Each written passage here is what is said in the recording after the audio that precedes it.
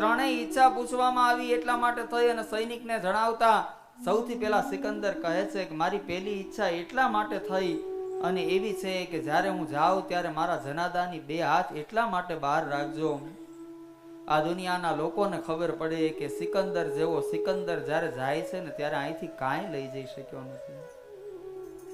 બીજા નંબરની ઈચ્છા કીધી છે કે મોટા મોટા વૈદ્યો હકીમોને એટલે મારી પાછળ ચલાવજો કે આ દુનિયાના લોકોને કદાચ એમ હોય કે અમારી પાસે એવી ડોક્ટરોની ટીમ છે કે એ ટીમ અમને બચાવી લેશે. સિકંદર કહે છે કે દુનિયાના સારામાં સારા જેટલા વૈદ્યો હતા ને, શ્વાસ ખૂટી જાય ને પછી પરમાત્માની પાસે એક શ્વાસ એ એક પણ વૈદ્ય કે હકીમ દ્વારા નથી મળતો, એ તો તમારા પ્રારબ્ધ દ્વારા મળે છે. અને ત્રીજી ઈચ્છા એટલા માટે છે કે સંપદાને એટલા માટે તમે વેરતા જાજો કે આ દુનિયાને ખબર પડી જાય કે એટલી સંપદા હોય પણ એ સંપદાને એક બાજુ રાખી અને ઈશ્વરની પાસે એક શ્વાસ માંગીએ ને તો સંપદાથી એક શ્વાસ પણ મળતો નથી. જેથી કરી અને આ દુનિયાને ખબર પડી શકે કે આ જગતની અંદર કાંઈ પામવા જેવું હોય તો એ કર્મ છે અને પરમાત્માનું સ્મરણ છે. જીવની સાથે 2 જ વસ્તુ આવે છે, એક એના સારા કર્મ અને એક એના ખરાબ કર્મ. સુભાષિતકાર કહે છે કે ધનાની ભૂમો પસવષ્ટ ગોષ્ઠે ભાર્યા ગૃહદ્વારી જના શ્મશાને દેહસ્થિતાયામ પરલોક માર્ગે કર્માનુગો ગચ્છતિ જીવ એક. ગમે એટલી સંપદા હોય, આજ દિવસ લગી કોઈએ એવું જોયું નથી કોઈ પોતાની સંપદાને સાથે લઈને ગયો. આમાંથી કોઈ લઈ જાવી છે સંપદા સાથે? લઈ જાવી હોય તો મારી પાસે એક વ્યવસ્થા છે એટલા માટે કહું છું. શાસ્ત્ર કહે છે કે જે કાંઈ લક્ષ્મી જે કાંઈ દ્રવ્ય પ્રાપ્ત થયું છે એને જ્યારે પુણ્યની અંદર એવા કર્મ કરીએ કે જે કર્મ આપણને પુણ્ય આપે, એ લક્ષ્મીને પુણ્યની અંદર કન્વર્ટ કરી દઈએ ને તો પુણ્ય ત્યાં લઈ જવાની વ્યવસ્થા છે. અને નીતિશતકકાર કહે છે કે રક્ષંતી પુણ્યાની પુરા કૃતાની, જ્યારે જ્યારે ક્યાંકથી રક્ષા થાય છે ને ત્યારે આપણા પુણ્ય આપણી રક્ષા કરે છે. પહેલા નંબરની અંદર કીધું કે ગમે એટલું ધન હશે એ પણ લઈ જઈ નથી શકવાના. ભાર્યા ગૃહદ્વારી જના શ્મશાને, આપણને એમ થાય કે આ આપણી પત્ની, સનાતન સંસ્કૃતિની જે મર્યાદા છે એ પ્રમાણે પત્ની ક્યાં સુધી, તો ઘરના દ્વાર સુધી, આગળ એ પણ ના આવી શકે. જના સ્મશાને, આપણને એમ થાય કે આ મારો મારો મારો જેના પ્રત્યે મને એટલો બધો ભાવ, એ સ્મશાન સુધી સાથે આવે, એનાથી આગળ તો એની પણ વ્યવસ્થા નથી. દેહ સ્થિતાયામ પરલોક માર્ગે કર્માનુગો ગચ્છતિ જીવ એક. અત્યારના સમયે ફિટનેસ નો યુગ છે. લોકો ફિટ દેખાવા માટે થઈ અને કેટલા પ્રયત્ન કરે, શરીરને સાચવવા માટે થઈ. ગમે એવું શરીર હોય, ગમે એટલું એને સાચવ્યું હોય, પણ અહીંયા બળીને રાખ થવાનું છે, એ પણ સાથે નહીં આવે. પણ કર્માનુગો ગચ્છતિ જીવ એક.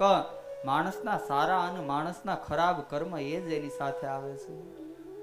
તો ભાગવત કહે છે કે એવા કર્મ કરીને જઈએ. અહીંયા સુખદેવજી મહારાજ સૌથી પહેલા રાજા પરીક્ષિતને એ જ સમજાવવાનો પ્રયત્ન કરે છે કે પરીક્ષિત, એક વ્યક્તિને મરતો જોવે છે છતાં પણ એવું જ વિચાર કરે છે કે મારું ક્યારેય મૃત્યુ નહીં થાય. આગળ પરીક્ષિત મહારાજને સુખદેવજી કહે છે કે આપની પાસે સમય ભલે ઓછો છે. ખટવાંગ નામના રાજાનું ઉદાહરણ આપે છે કે 2 જ ઘડીની અંદર એને ખબર પડી કે મારું 2 ઘડી કહેતા 48 મિનિટની અંદર મારું મૃત્યુ આવવાનું છે. ખટવાંગ નામના રાજાએ 48 મિનિટની અંદર મૃત્યુને મંગલ બનાવી લીધું. આપણે એવું નક્કી કરવું પડે કે આપણે આપણા મૃત્યુને સુધારવું છે.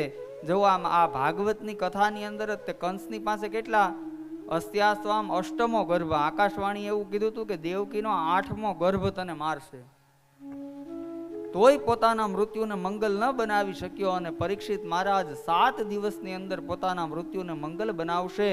સુખદેવજી ભાગવત ધર્મનો ઉપદેશ આપી અને મૃત્યુને મંગલ બનાવશે.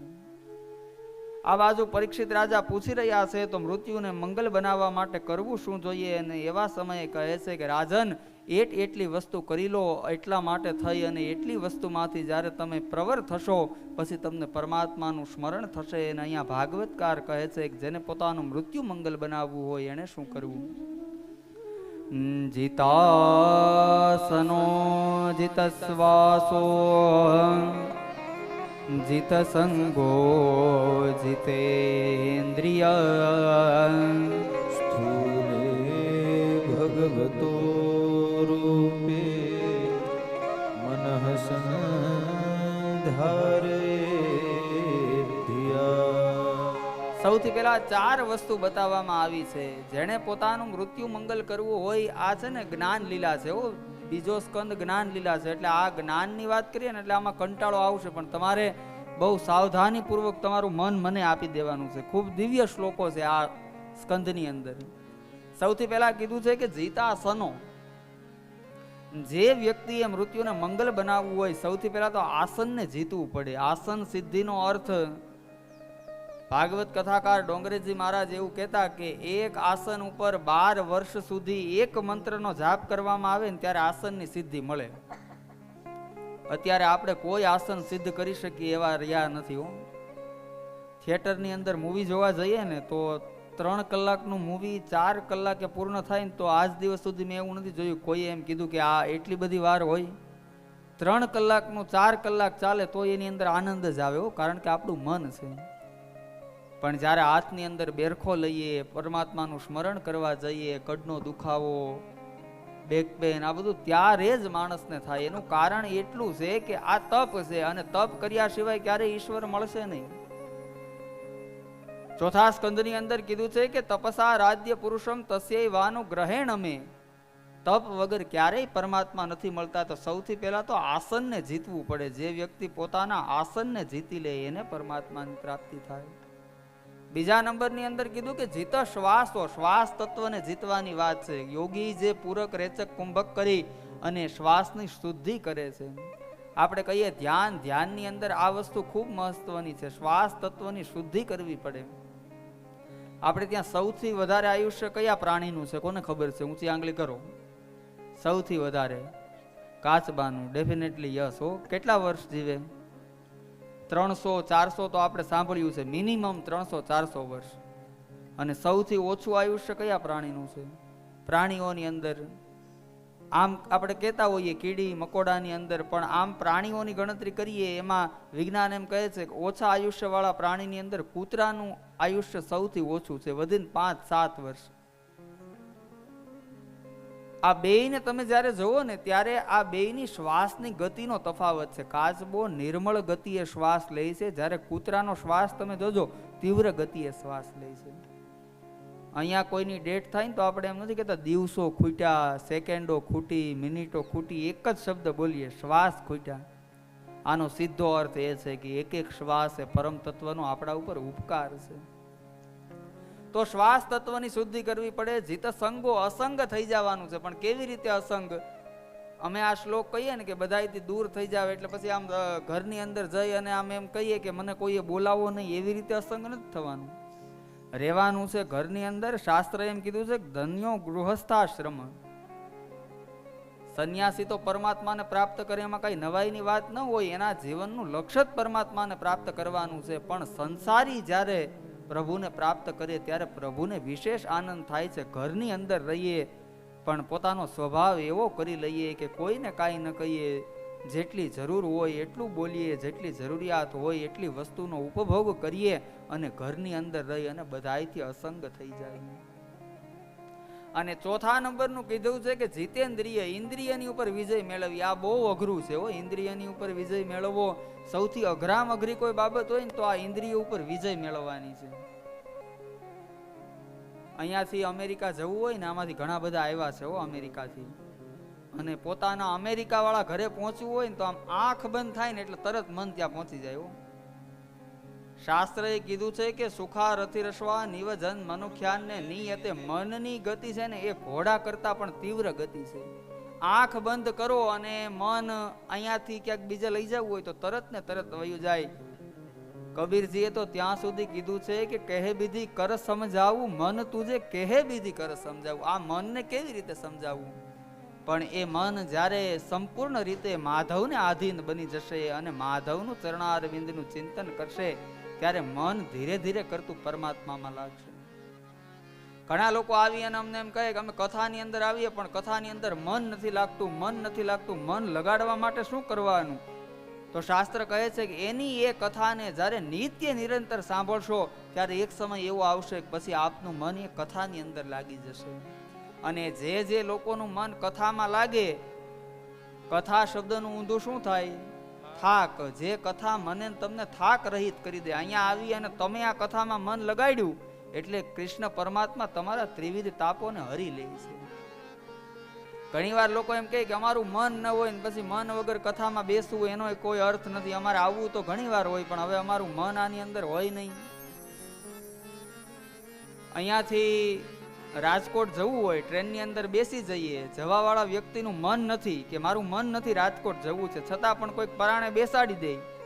એટલે ટ્રેનનું કર્તવ્ય શું છે? તમારા ડેસ્ટિનેશન સુધી, તમારા સ્થળ સુધી તમને પહોંચાડવા. એ ટ્રેનનું કાર્ય છે અને ટ્રેનનું કર્તવ્ય છે. તમારું મન નથી છતાં પણ અમુક સમય વ્યતીત થાય એટલે રાજકોટ પહોંચી જઈએ ને.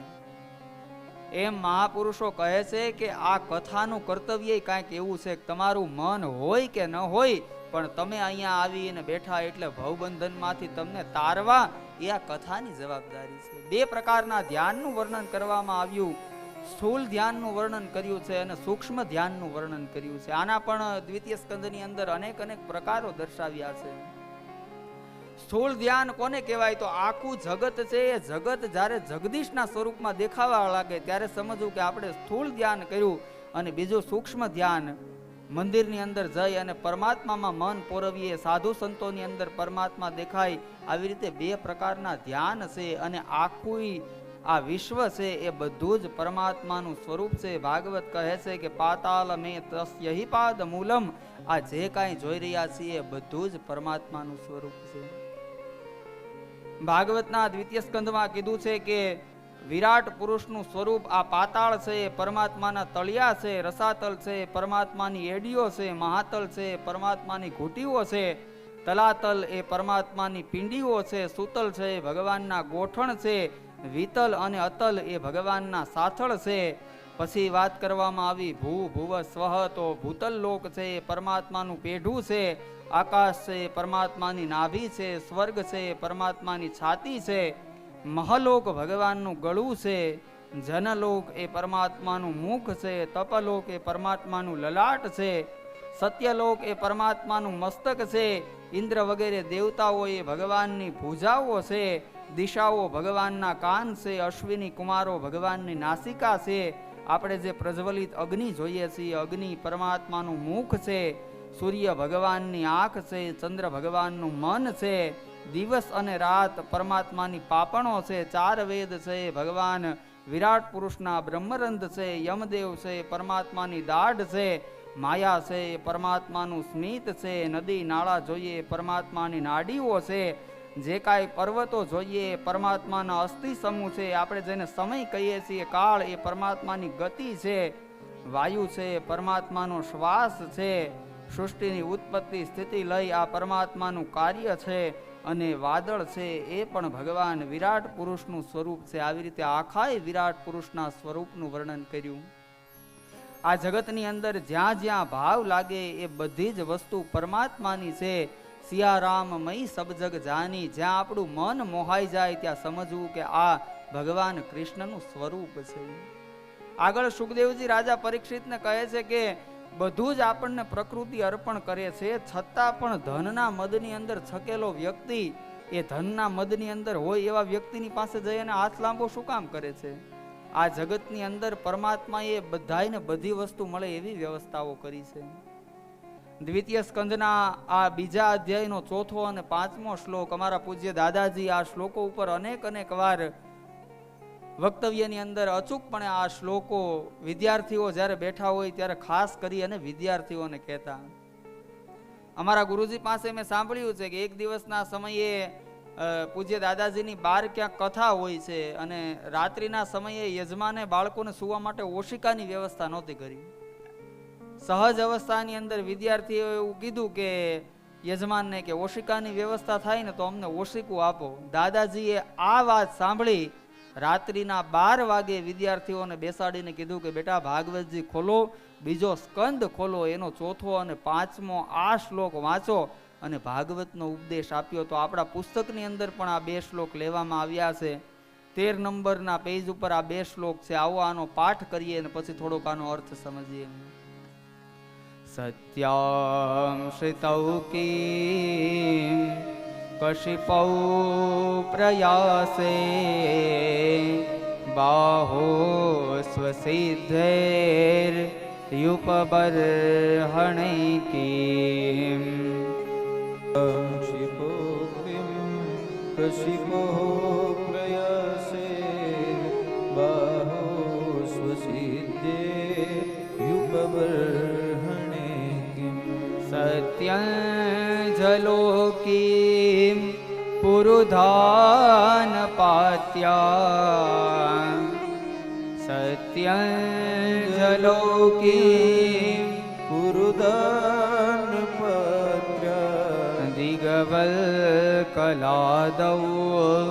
सति किन्दुकूलै वल्कलादो सति किं दुकूले चिराणि किं पथि न सन्ति दिशन्ति भिक्षां नैवाङ्घ्रिपा परभूत सरितोऽप्यशुष्यन् चिराणि किं पथि न सन्ति दिशन्ति भिक्षा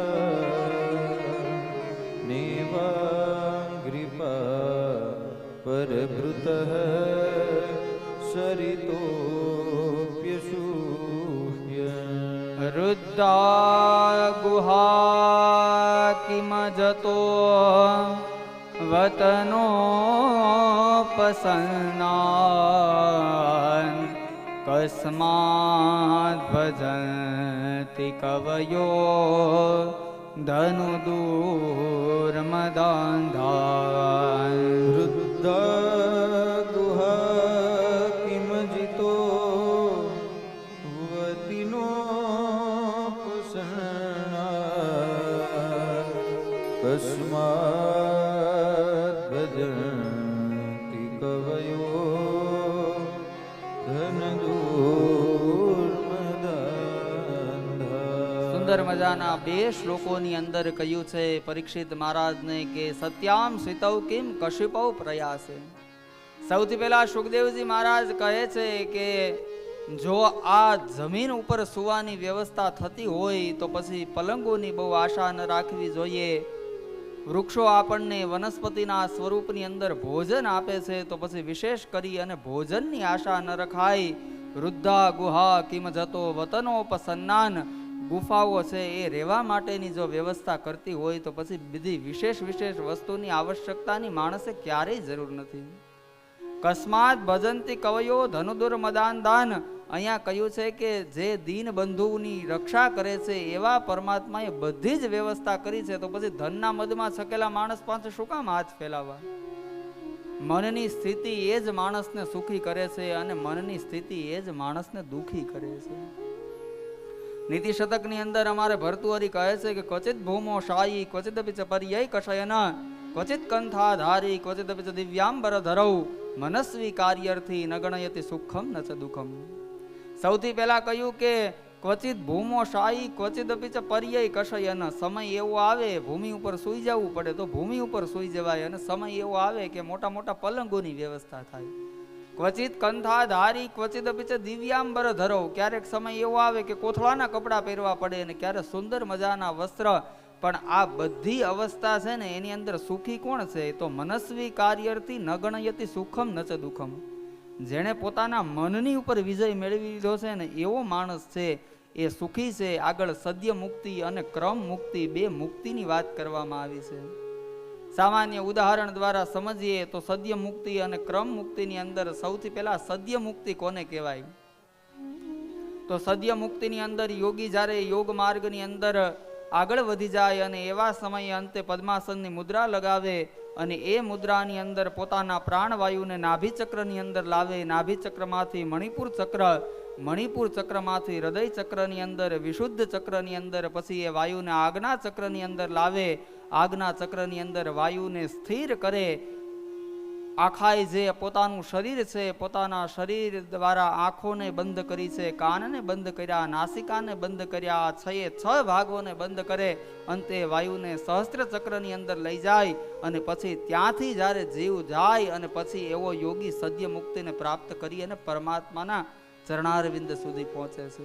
બીજા નંબરની અંદર ક્રમ મુક્તિની વાત કરવામાં આવી કે એક જન્મ, બીજો જન્મ, આ યોનિમાંથી બીજી યોની, એમ કરી અને ભગવત પ્રાપ્તિ કરે એને ક્રમ મુક્તિ કહેવાય. ત્રીજા અધ્યાયની અંદર કહ્યું છે કે કયા કયા દેવતાઓની ઉપાસના કરવાથી કયું કયું ફળ મળે છે. લક્ષ્મીની ઈચ્છા હોય તો માયાદેવીની ઉપાસના કરવી, અન્નના ભંડારની ઈચ્છા હોય તો અદિતિની ઉપાસના કરવી, પદ જોતું હોય તો અમલીઓની ઉપાસના કરવી, રૂપ કેતા સુંદરતા જોતી હોય તો ગાંધર્વોની ઉપાસના કરવી, વિદ્યા જોતી હોય તો ગિરીશની ઉપાસના કરવી, દાંપત્ય જીવનની અંદર કલહ થતો હોય અને કલહમાંથી મુક્ત થવું હોય તો ઉમાની ઉપાસના કરવી જોઈએ. અને અંતે કહ્યું કે અકામ સર્વ કામો વા મોક્ષ કામ ઉદારધી તીવ્રેણ ભક્તિ યોગેન યજેત પુરુષમ પરમ.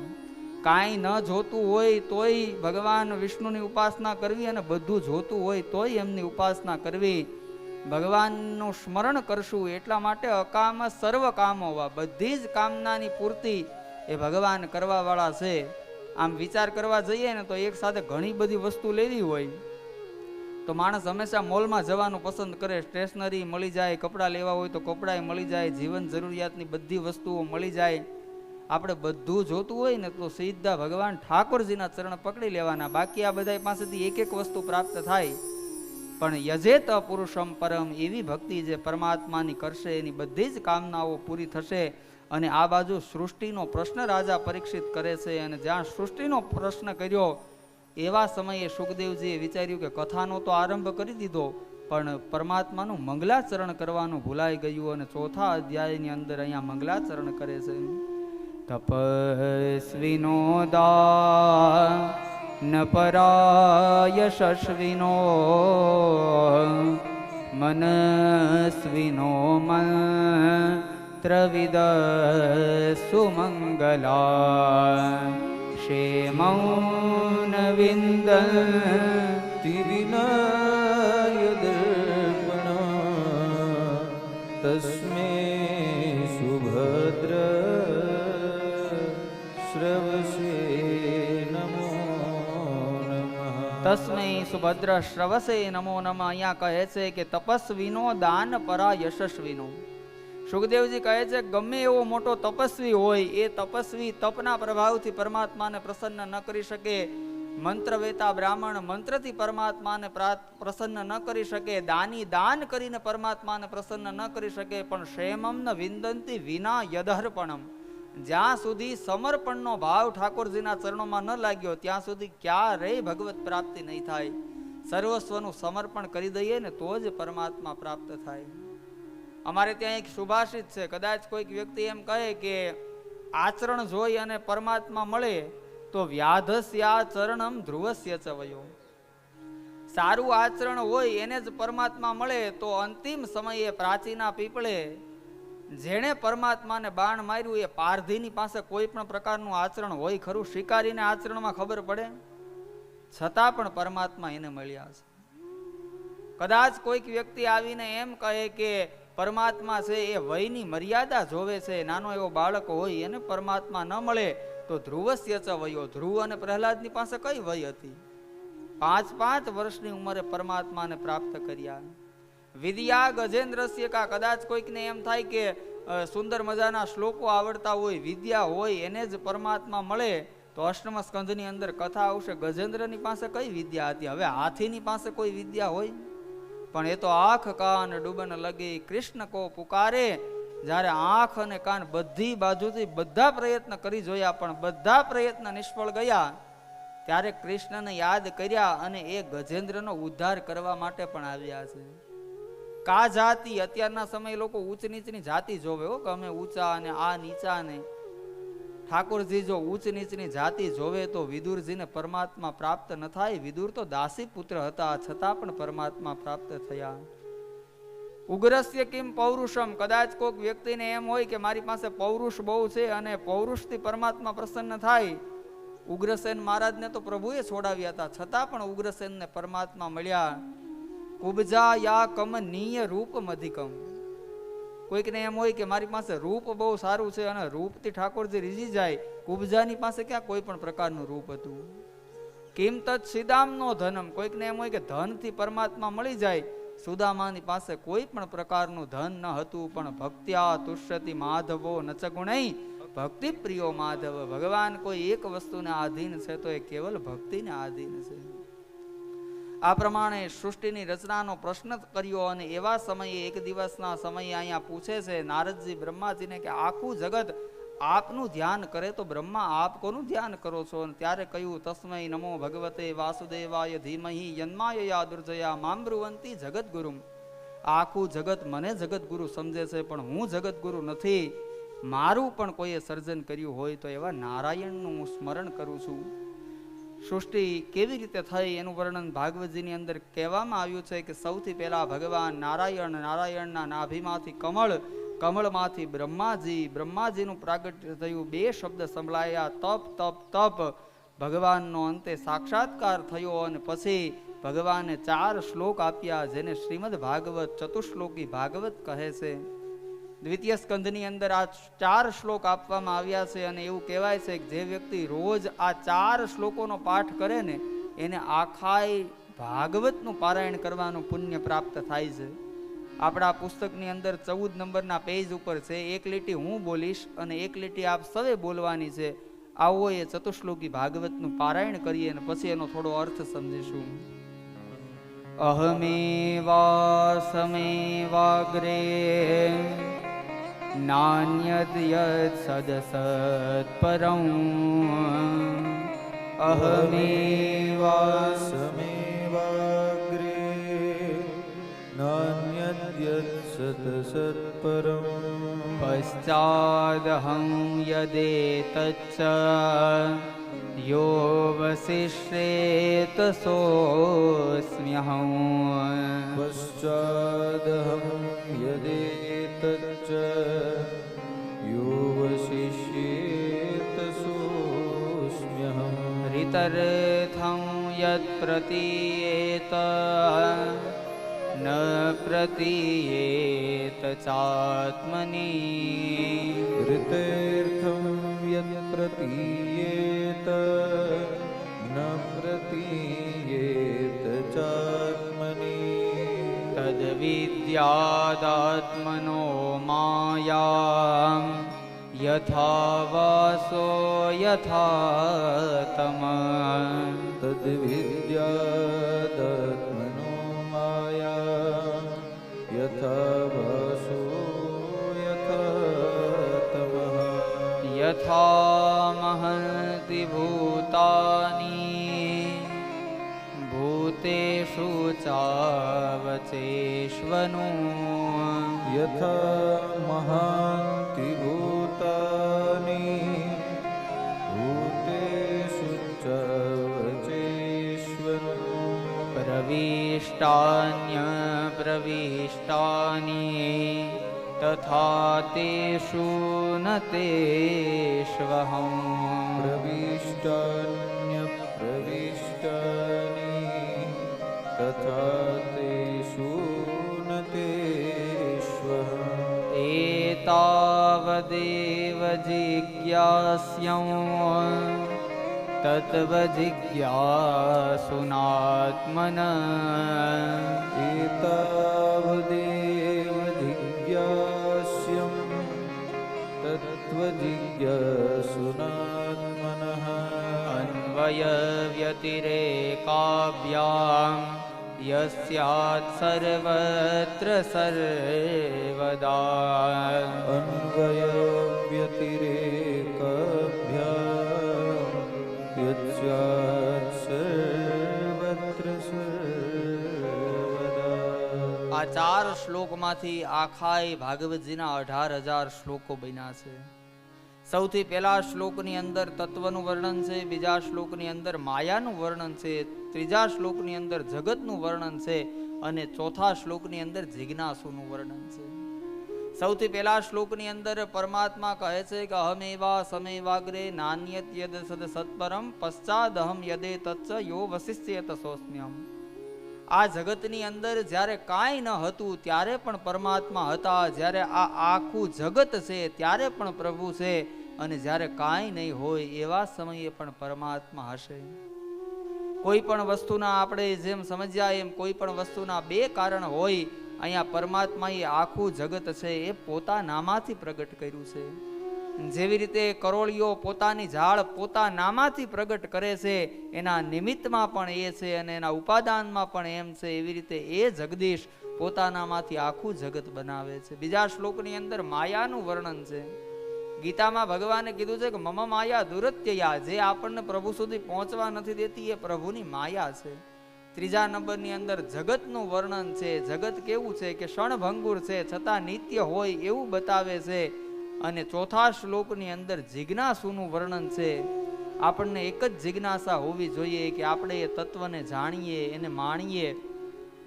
જીવસ્ય તત્વ જિજ્ઞાસા, ભગવાનને જાણવાની જ્યારે જિજ્ઞાસા થાય ત્યારે જીવન આપણું મંગલમય બને. અને 10મા અધ્યાયની અંદર દ્વિતીય સ્કંદના ભાગવતના લક્ષણો બતાવતા કહ્યું છે કે અત્ર સર્ગો વિસર્ગશ્ચ સ્થાનમ પોષણ મૂતય મન્વંતરેશાનુ કથા નિરોધો મુક્તિરાશ્રય, એમ કરી અને 10 લક્ષણ બતાવ્યા. દ્વિતીય સ્કંદને વિરામ આપીએ. આવો 2 મિનિટ માટે ત્યાં જ બેઠા રહેજો, ભગવત સ્મરણ કરી અને પછી તૃતીય સ્કંદની અંદર આપણે પ્રવેશ કરવો છે. તારા સ્વરૂપ ન્યારા ન્યારા, મેં તો તન મન ધન ઓવાર્યા. તારા સ્વરૂપ ન્યારા ન્યારા, તું તન મન ધન ઓવાર્યા. ઓ મોર મુકુટ ધરનારા, મારી ભૂલો ના ભૂલનારા, દ્વારિકા વાળા દ્વારિકા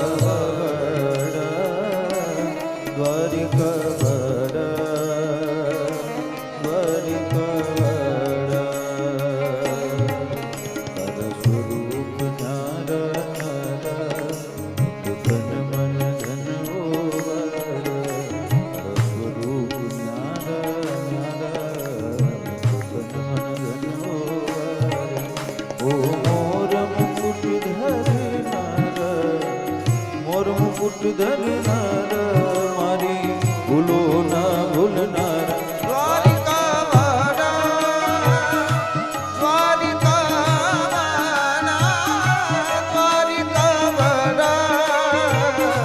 દ્વારિકા વાળા. રાધે.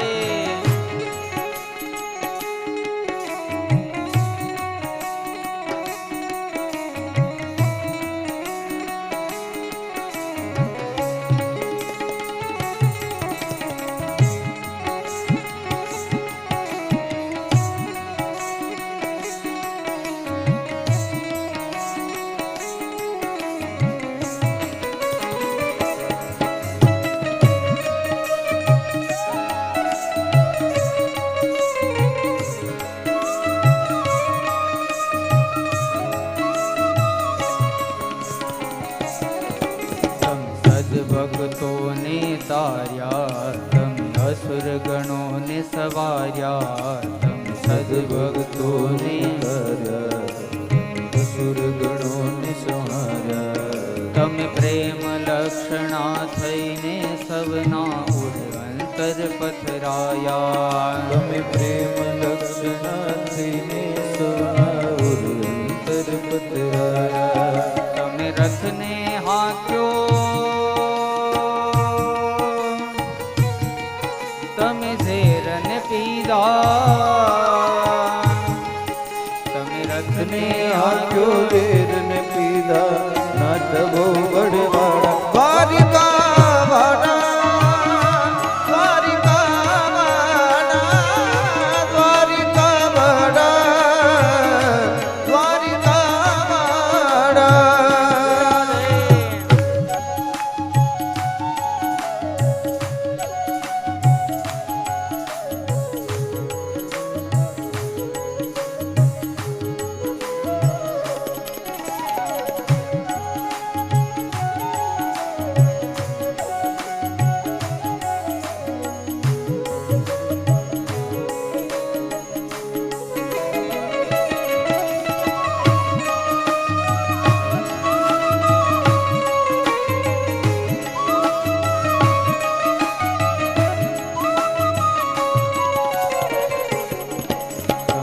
સદગુણ નાથો સ્વામી તમ સર્વના અંતર્યામી સદગુણ નાથો સ્વામી તમે સર્વના અંતર્યામી તમ સદગુણ નાથો સ્વામી તમ સર્વના અંતર્યામી સદગુણ નાથો સ્વામી સર્વના અંતર્યામી તમે અણુ અણુમાં છો કિંતુ તમે વિરાટમાં વસનારા અણુ અણુમાં છો કિંતુ પણ વિરાટમાં વસનારા હે ધર્મ ધુરંધર તમે ગીતા ગાઈ ઓ ધર્મ ધુરંધર તમે ગીતા ગાઈ ઓ ધર્મ ધુરંધર ગીતા ગાઈ ચક્ર સુદર્શન વાળા દ્વારિકા વાળા દ્વારિકા વાળા દ્વારિકા વાળા તારા સ્વરૂપ ન્યારા ન્યારા એ તો તન મન ધન ઓ માયા તારા સ્વરૂપ ન્યારા ન્યારા એ તો તન મન ધન ઓ માયા ઓ મોર મુકુટ ધરનારા મારી ભૂલો ના ભૂલનારા દ્વારિકા વાળા દ્વારિકા વાળા દ્વારિકા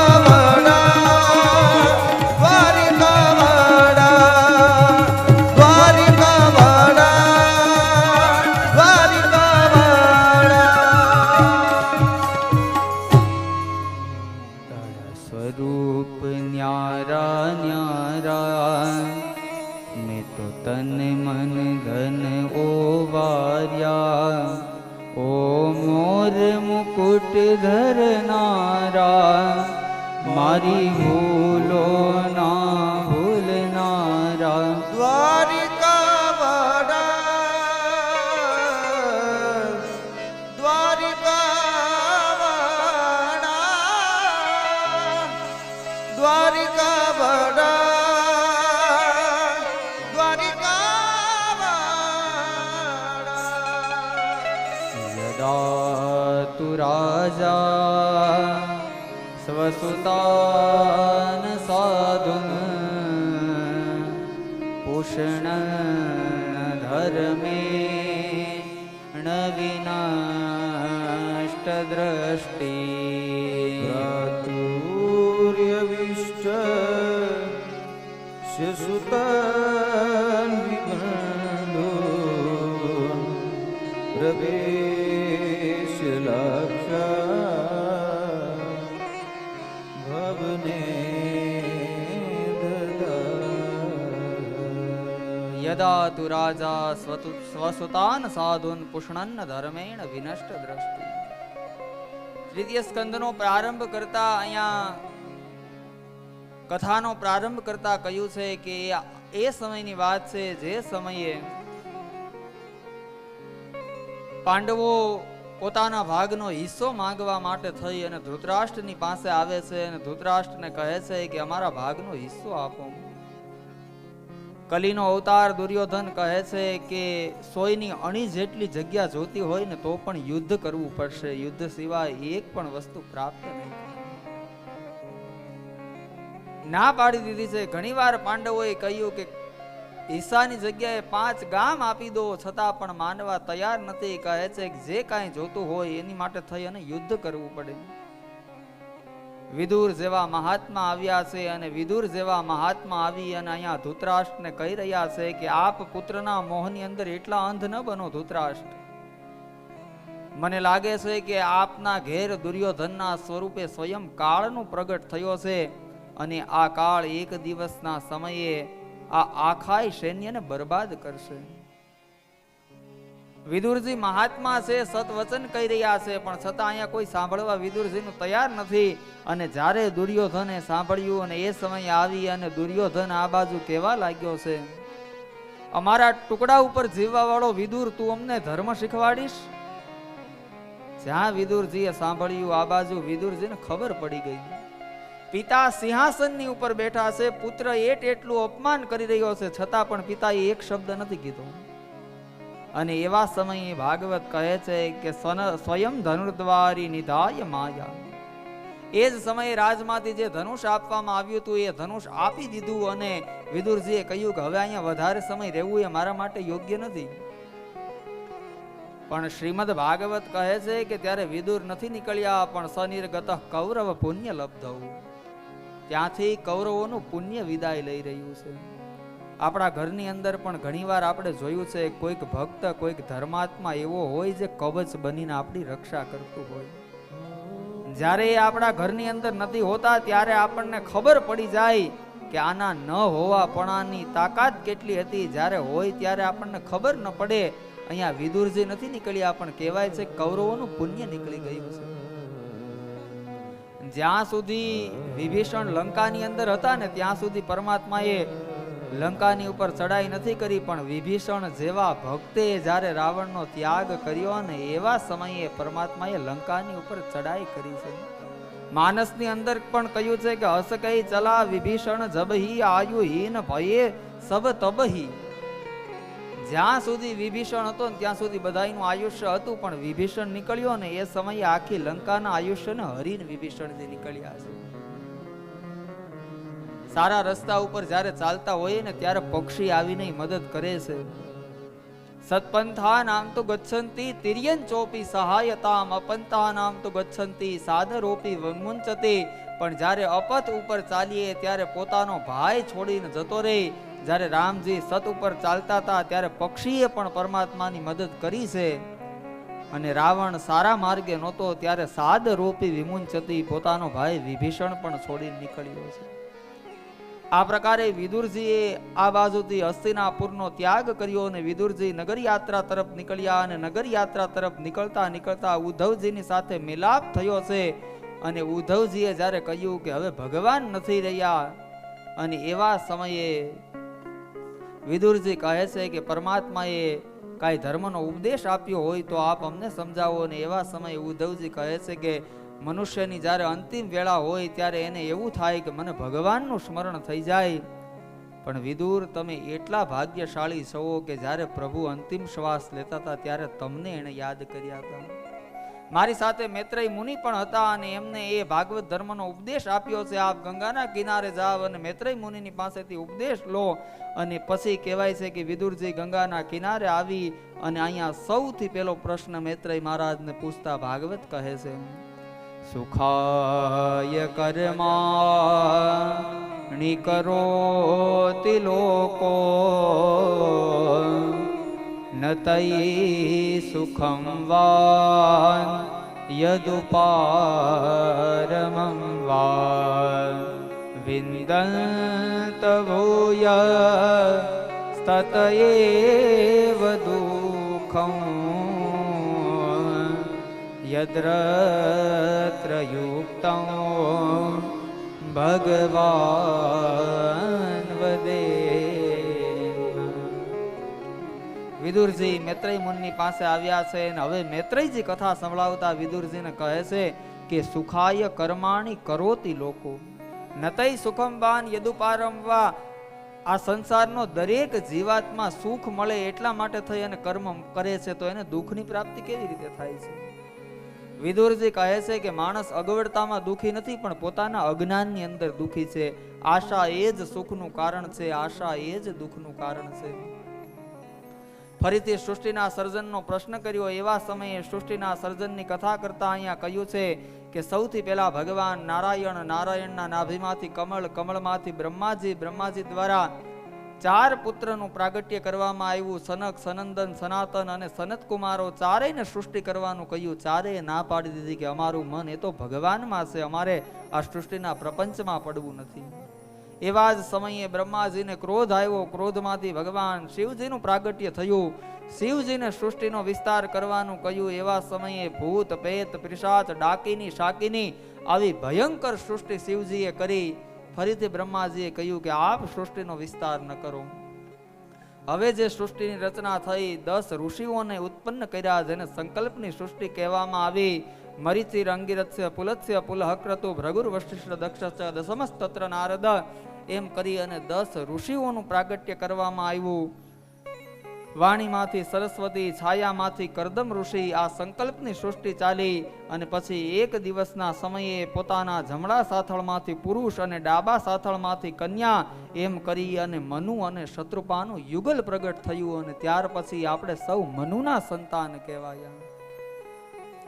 એ મનુ મહારાજના વંશનો વિસ્તાર કરતા કહેવામાં આવ્યું છે કે 3 દીકરીઓ થઈ, આકુતિ, દેહુતિ, પ્રસૂતિ, પ્રિયવ્રત અને ઉત્તાનપાદ. આ પ્રમાણે 5 પુત્રની કથા કરવામાં આવી અને એવા સમયે સૃષ્ટિનો વિસ્તાર કરવો છે, પણ હિરણ્યાક્ષ નામનો દૈત્ય છે એ સૃષ્ટિનું હરણ કરી અને ભૂગર્ભ જળની અંદર સૃષ્ટિને લઈ ગયો છે.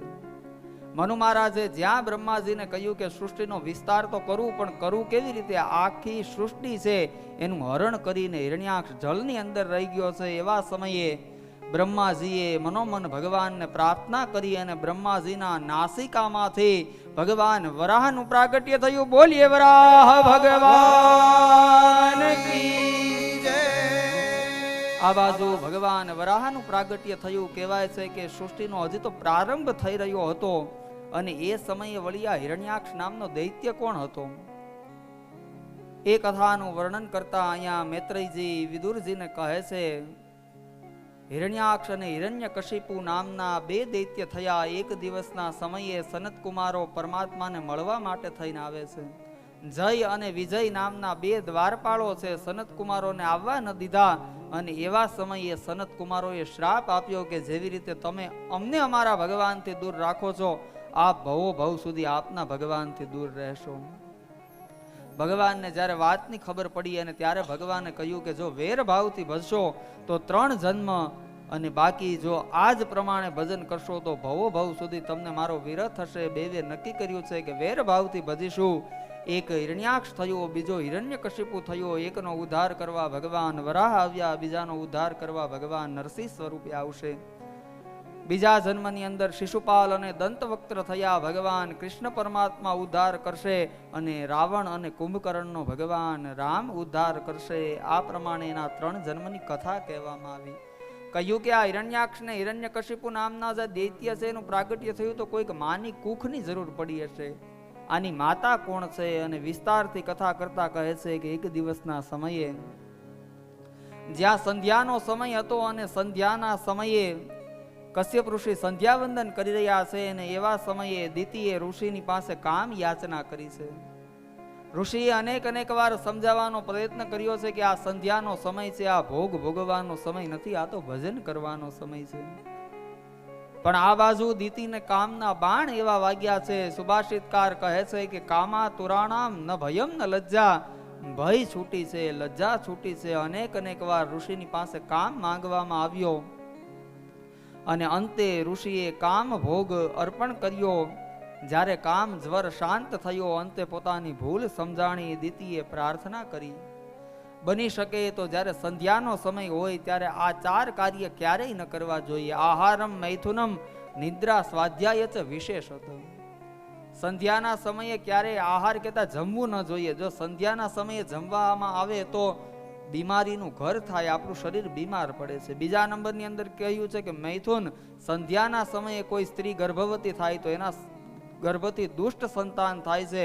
સંધ્યાના સમયે જો સ્વાધ્યાય કરવામાં આવે તો એ સ્વાધ્યાય બધો વિસરાઈ જાય છે અને સંધ્યાના સમયે જો શયન કરવામાં આવે તો દરિદ્રતા આવે છે. એટલા માટે થઈ બની શકે તો સંધ્યાના સમયે આ 4 કાર્ય ક્યારેય ન કરવા.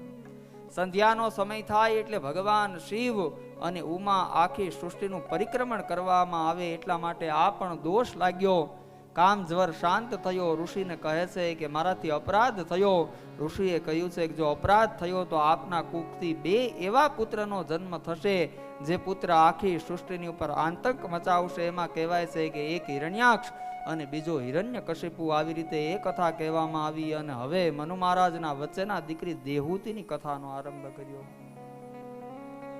જે દેહુતિની કથા જેના દ્વારા ભગવાન કપિલ મહારાજનું પ્રાગટ્ય થવાનું છે એવી દેહુતિની કથા છે.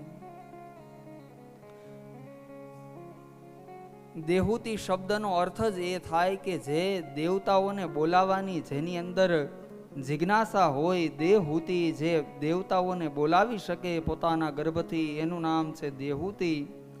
આ બાજુ દેહૂતીનું વિવાહ કહેવાય છે કે કરદમ ઋષિની સાથે નક્કી કરવાનું છે. મનુ મહારાજ પોતાની દીકરી દેહૂતીને લઈ અને કરદમ ઋષિના આશ્રમની અંદર કરદમ ઋષિને જોવા માટે થઈને આવે છે. પહેલાના સમયે આ બધું હતું, નિરીક્ષણ પરીક્ષણ. પણ જ્યારે દેહૂતી આવવાના છે એવી ખબર પડી ત્યારે ઋષિએ વિચાર કર્યો કે મારે ગૃહસ્થ જીવનની અંદર જોડાવવું છે એટલા માટે, કારણ કે પરમાત્માએ કહ્યું છે કે હું આપને ત્યાં બાળક બનીને આવીશ. આ બાજુ જેવા દેહૂતી આવ્યા છે એ સમયે 3 આસન અહીંયા ઋષિ કરદમે બિછાવ્યા છે. એક આસન મનુ મહારાજ માટે છે, બીજું આસન શત્રુપા માટે છે અને ત્રીજું દેહૂતી માટે છે. વિચાર કર્યો છે કે મારે જેને અર્ધાંગીની બનાવવાની છે એની અંદર જ્ઞાન કેટલું છે. દેહૂતી પણ ખૂબ જ્ઞાની છે. જોયું ઋષિ દ્વારા 3 આસન બિછાવ્યા છે અને વિચાર કર્યો કે જો હું આ આસનની ઉપર બેસીશ તો મારા થવાવાળા પતિની પાસે મેં સેવા કરાવી કહેવાય, અને જો હું આસનની ઉપર નહીં બેઠું તો મેં મારા પતિનું ઉલ્લંઘન કર્યું કહેવાય. જ્ઞાન છે, નથી બેઠા. 2 હાથ ખાલી પધરાવવામાં આવ્યા. ઋષિને ખબર પડી ગઈ કે આની પાસે જ્ઞાન છે. શરત કરવામાં આવી છે કે હું આપની સાથે વિવાહ કરવા માટે તૈયાર છું, પણ જેવા સંતાનનો જન્મ થશે સંતાનના જન્મતાની સાથે જ હું નીકળી જઈશ. અહીંયા આવી બધી શરતો થઈ હતી. અને અત્યારનું વિવાહ જીવન જોઈએ તો બધી કેવી બધી શરતો થાય. હમણાં એક લગ્ન ગીતની અંદર મેં સાંભળ્યું છે, તમે કહેતા હોય તો કહું, પણ તમે પાછા બીજે ક્યાંય ન ગાતા. 8 વાગે ઉઠશે, 9 વાગે ઉઠશે, ચા બનાવી દેજો જીજાજી મારી બેની. ઉબેરમાં ફરશે, ઓલા મંગાવશે, ઓનલાઈન પેમેન્ટ કરી દેજો જીજાજી મારી બેની. સ્વિગી મંગાવશે, ઝોમેટો ઝાપટશે, ઓવનમાં ગરમ કરી દેજો જીજાજી મારી બેની. અત્યારે આવી બધી આપણે શરતો કરીએ છીએ કે એટલું કરશે, પણ અહીંયા શરત એટલી થઈ છે. આ શાસ્ત્રની મર્યાદા આ છે. શરત એટલી છે કે એક બાળકનો જન્મ થશે પછી હું ભગવાનનું યજન કરવા માટે નીકળી જાશ. અહીંયા દેહૂતીએ પણ એ જ ઋષિની પ્રતિજ્ઞાની અંદર પોતાનો ભાવ પુરાવ્યો છે. વિવાહ થયું છે અને વિવાહ પછી પોતાના પતિની સેવા દેહૂતીએ કરી છે. અને પતિની સેવા કેવી રીતે કરવી જોઈએ, અહીંયા દેહૂતીએ જે રીતે કરદમજીની સેવા કરીને એવી રીતે વિવાહ થયા હોય ને પત્નીએ પતિની સેવા કરવી જોઈએ. આપણા પુસ્તકની અંદર 15 નંબરના પેજ ઉપર 2 શ્લોક આપવામાં આવ્યા છે અને આ શ્લોકોની આજે સમાજને બહુ જરૂર છે. આવો એ 2 શ્લોકો સાંભળીએ અને પછી થોડો અર્થ સમજીએ. પિત્રેભ્યામ પ્રસ્થિતે સાધ્વી પિતિમ વિંગીત કોવિદા નિત્યં પર્યચર પ્રીત્ય ભવની વિશ્વં ભેણાત્મ શૌચેના ગૌરવેણ દમેન ચ શુશ્રૂષયા સૌહૃદેન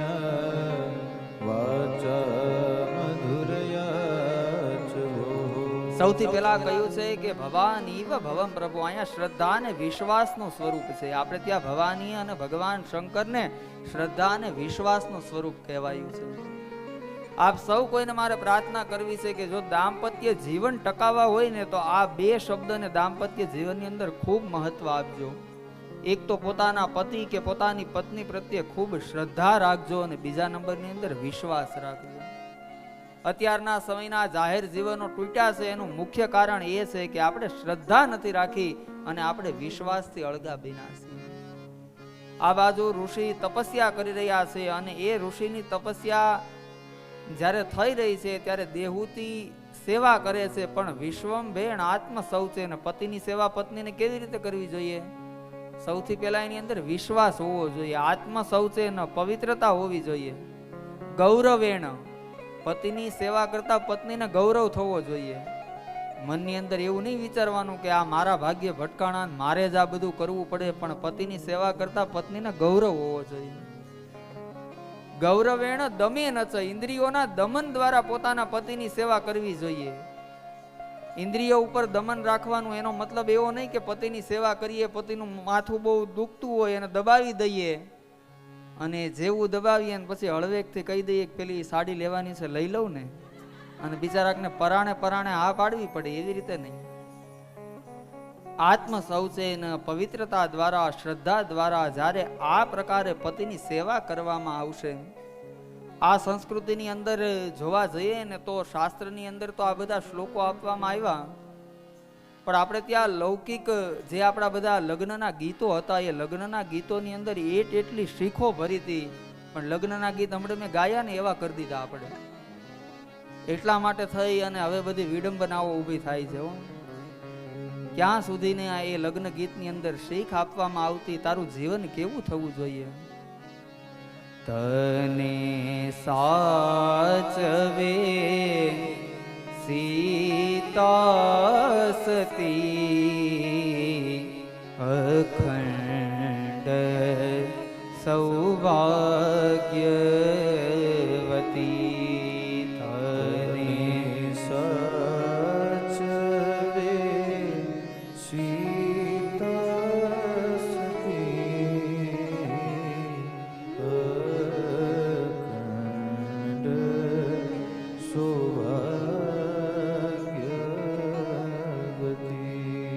માના ધોળા સમૂઆ ગણું તે મૂક્યું, માના ધોળા સમૂઆ ગણ તે મૂક્યું, બાપ નામ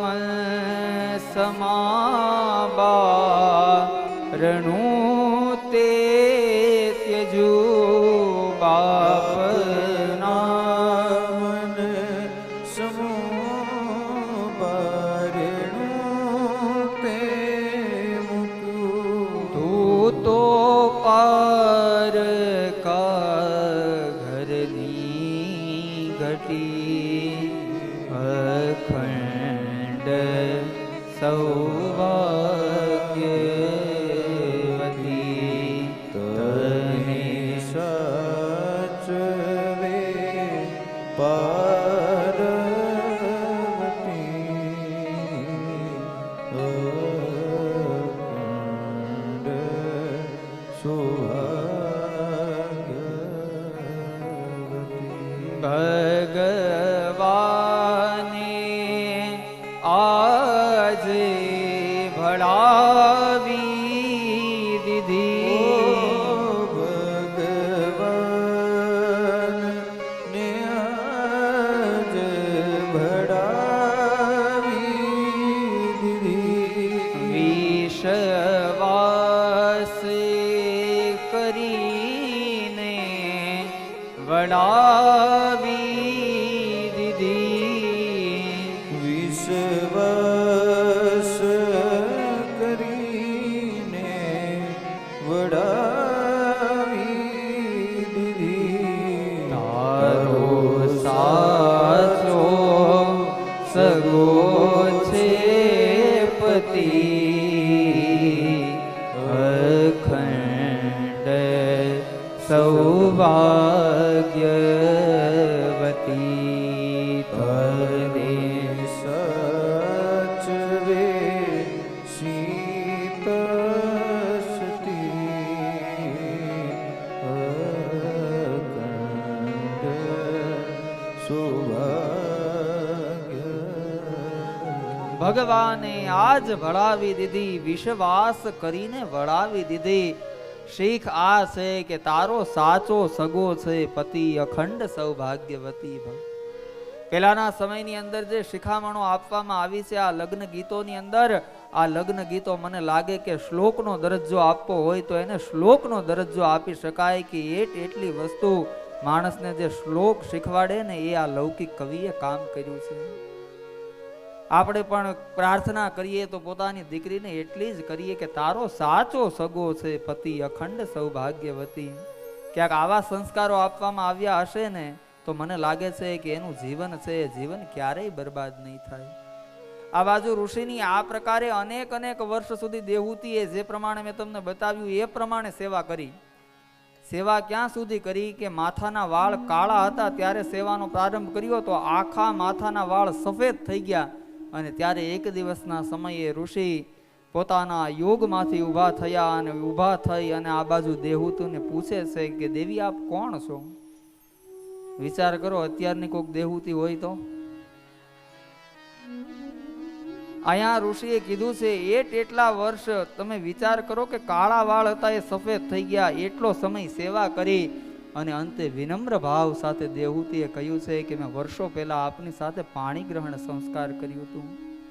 જ્યારથી આપણું પાણી ગ્રહણ સંસ્કાર થયું ત્યારથી આપ તપસ્યાના માર્ગે લાગ્યા અને મારો ધર્મ એ હતો કે આપ જ્યારે તપસ્યા કરતા હોય ત્યારે તમારી સેવા કરવી એ અગ્નિની સાક્ષી એ મારી પ્રતિજ્ઞાઓ હતી અને મેં મારી પ્રતિજ્ઞાઓને નિભાવી. જ્યારે કરદમજીએ જોયું અને વિચાર કર્યો કે હવે તો આપની અવસ્થા વૃદ્ધ થઈ ગઈ છે, કરદમજી કહે છે કે મારે તમને ભોગ આપવા છે. હસતા હસતા દેહૂતી કહે છે કે ભોગ ભોગવવાની ઉંમર તો હવે પૂર્ણ થઈ ગઈ, હવે શું ભોગ હોય? અને એવા સમયે કીધું છે કે હું કોઈ સામાન્ય ઋષિ નથી. સરોવરની અંદર જઈ અને સ્નાન કરો. જ્યાં સરોવરની અંદર જઈ અને સ્નાન કર્યું એવા સમયે સરોવરની અંદર સ્નાન કરતા 16 વર્ષની કન્યા હોય એવું સ્વરૂપ મળ્યું છે. કામગ નામના વિનાની અંદર ઋષિની સાથે અનેક વર્ષો સુધી વિચરણ કર્યું છે. સેવા કરીને તો એનું ફળ મળ્યું. સાચા હૃદયથી સેવા કરશો ને તો ફળ મળશે. આ અમારા બધા ઋષિ તે કરદમ જેવા જ છે હો, પણ તમે સેવા કરો તો કરે. કામગ નામનું વિમાન છે જેની અંદર જેવી જેવી ઈચ્છાઓ કરવામાં આવે એવી બધી જ ઈચ્છાઓ પૂરી થાય. પછી કહેવાય છે કે દાંપત્ય જીવનની અંદર 9 કન્યાનો જન્મ થયો છે. જે 9 કન્યા બ્રહ્માજીના પુત્રની સાથે વરાવવામાં આવી. ધીરે ધીરે સમય વ્યતીત થયો. સારા દિવસોની શરૂઆત થઈ છે. દેહૂતીના ગર્ભની અંદર ભગવાન કપિલ નારાયણ આવ્યા છે. દેવતાઓ આકાશની અંદરથી પુષ્પની વૃષ્ટિ કરવા લાગ્યા અને બરોબર જેમ કાશમાંથી અગ્નિ પ્રજ્વલિત થાય એમ ભગવાન કપિલ નારાયણનું પ્રાગટ્ય થયું. બોલ કપિલ નારાયણ ભગવાન કી જય. ભગવાન કપિલ નારાયણનું પ્રાગટ્ય થયું અને ઋષિ એ જ પ્રમાણે કરદમજીએ કહ્યું હતું કે દેવી આપને ત્યાં જે સંતાન થશે એ સંતાન કોઈ સામાન્ય નથી, ભગવાન સ્વયં છે. અને હવે 8 અધ્યાયની અંદર ભગવાન કપિલ સાંખ્યનો ઉપદેશ આપશે. એક દિવસના સમયે ઋષિના ગયા પછી દેહૂતીજી અને ભગવાન કપિલ જ્યારે નિતાંત એકાંતની અંદર છે અને ત્યારે હવે દેહૂતી સ્તુતિ કરતા કહે છે કે કરદમ જેવા ઋષિ પ્રાપ્ત થયા, કપિલ જેવો દીકરો પ્રાપ્ત થયો, મનુ મહારાજ અને શત્રુપા જેવા માતા પિતા પ્રાપ્ત થયા, અનસુયા જેવી દીકરીઓ પ્રાપ્ત થઈ ગઈ. ભગવાન ભોગ ભોગવાની અંદર કાંઈ બાકી નથી રાખ્યું, પણ છતાં હું છૂટી કેમ નથી શકતી? મારું મન ભગવાનમાં લાગતું કેમ નથી? નિર્વાણમ નિતરમ ભૂમન અસત ઇન્દ્રિય તત્ક્ષણાત એન સંભાવ્યમાનેન પ્રપન્નાંધમ તમ પ્રભો. કૃપા કરી અને કાંઈક કરો. અને એવા સમયે પ્રાર્થના કરતા આ બાજુ દેહૂતી કહે છે ત્વં ત્વાગતા શરણો શરણ્યં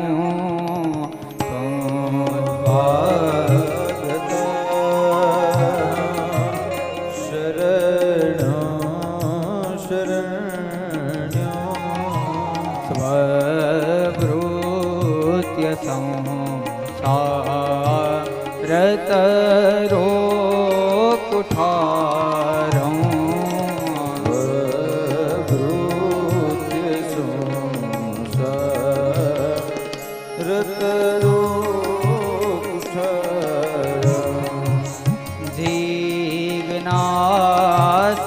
જીવનાશયાહં પ્રકૃતે પુરુષસ્ય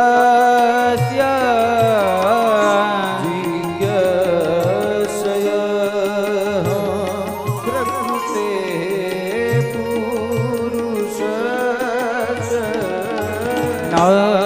નમામિ સધર્મભૃતાંબરીષ્ટ્યં નમામિ સધર્મભૃતાંબરીષ્ટ્યં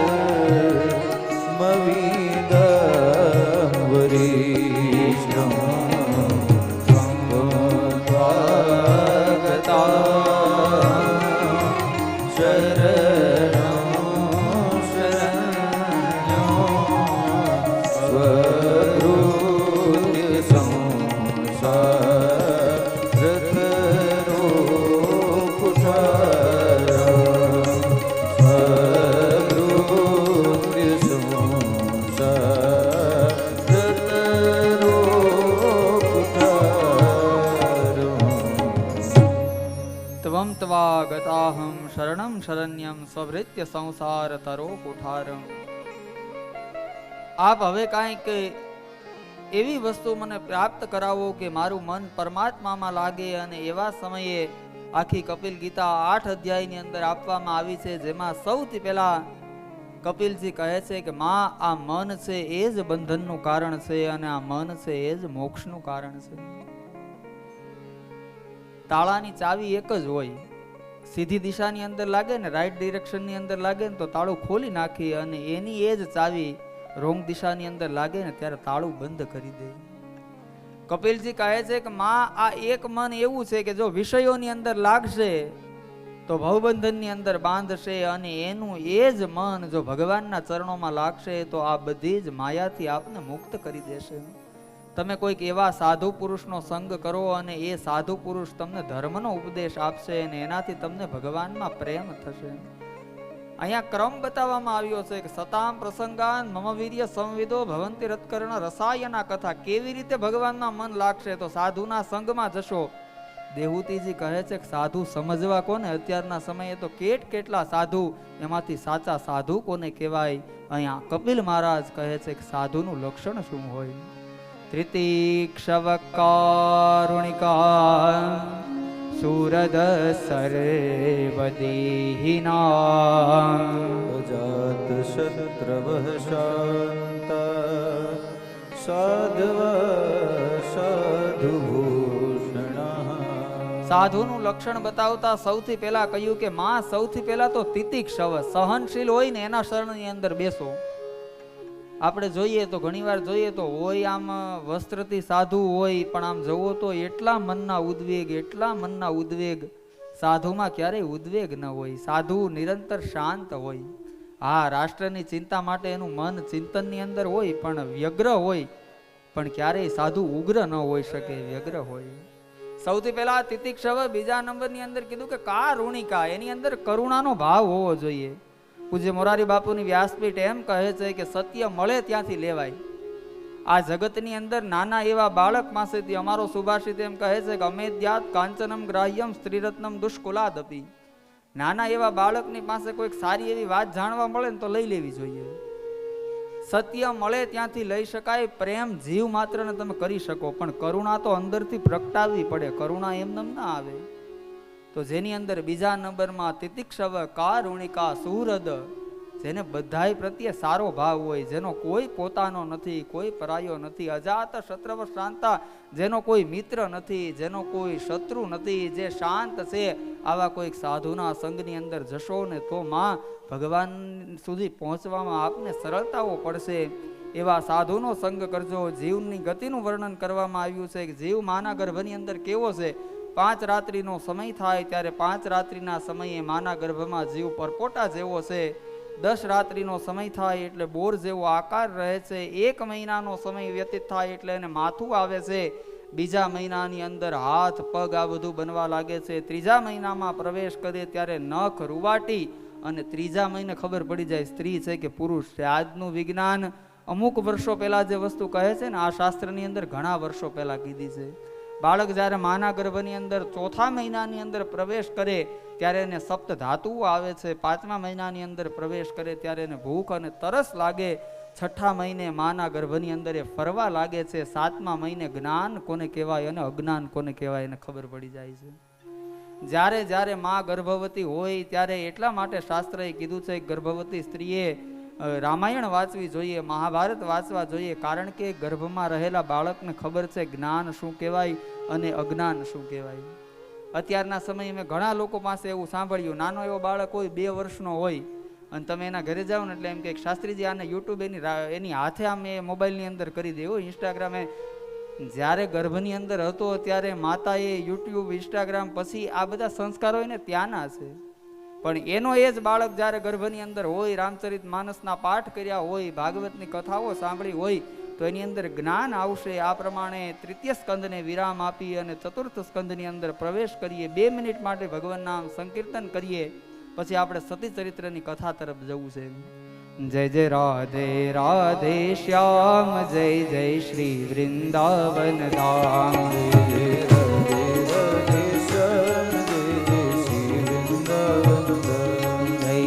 રાધે રાધે શ્યામ, જય જય શ્રી વૃંદાવન ધામ.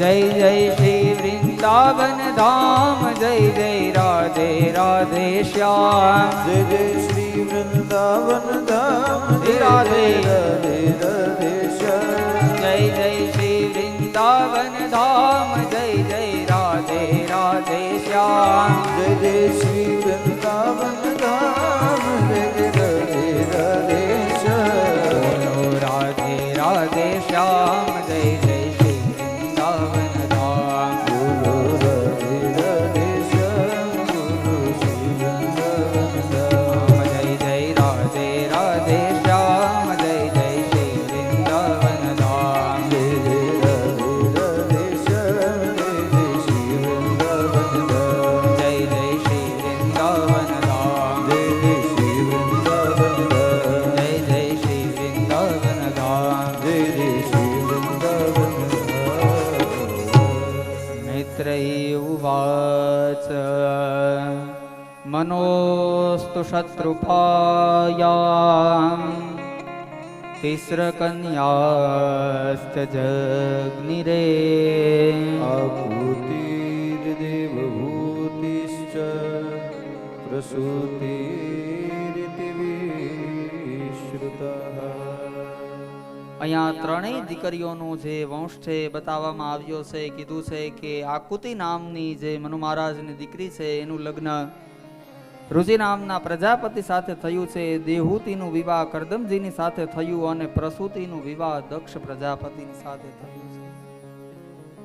અહીંયા પ્રશ્ન કરતા વિદુરજી પૂછે છે તો એ દક્ષ પ્રજાપતિને ત્યાં સતી નામની કન્યા થઈ અને મેં એવું સાંભળ્યું છે કે એ સતીએ પોતાના પિતાને ઘેર જઈ અને પોતાનું પ્રાણ, પોતાનું શરીર છોડ્યું. આ કઈ ઘટના બની હતી કે બાપના ઘેર જઈ અને દીકરીએ પોતાનો પ્રાણ છોડવો પડ્યો? એક દિવસનો સમય છે. દક્ષ પ્રજાપતિને દેવતાઓનો પ્રજાપતિ બનાવવામાં આવ્યો છે અને આ જગતની અંદર માનસ કહે છે કયો એવો વ્યક્તિ હોય કે પદ મળે અને પદ મળતાની સાથે અભિમાન ના આવે.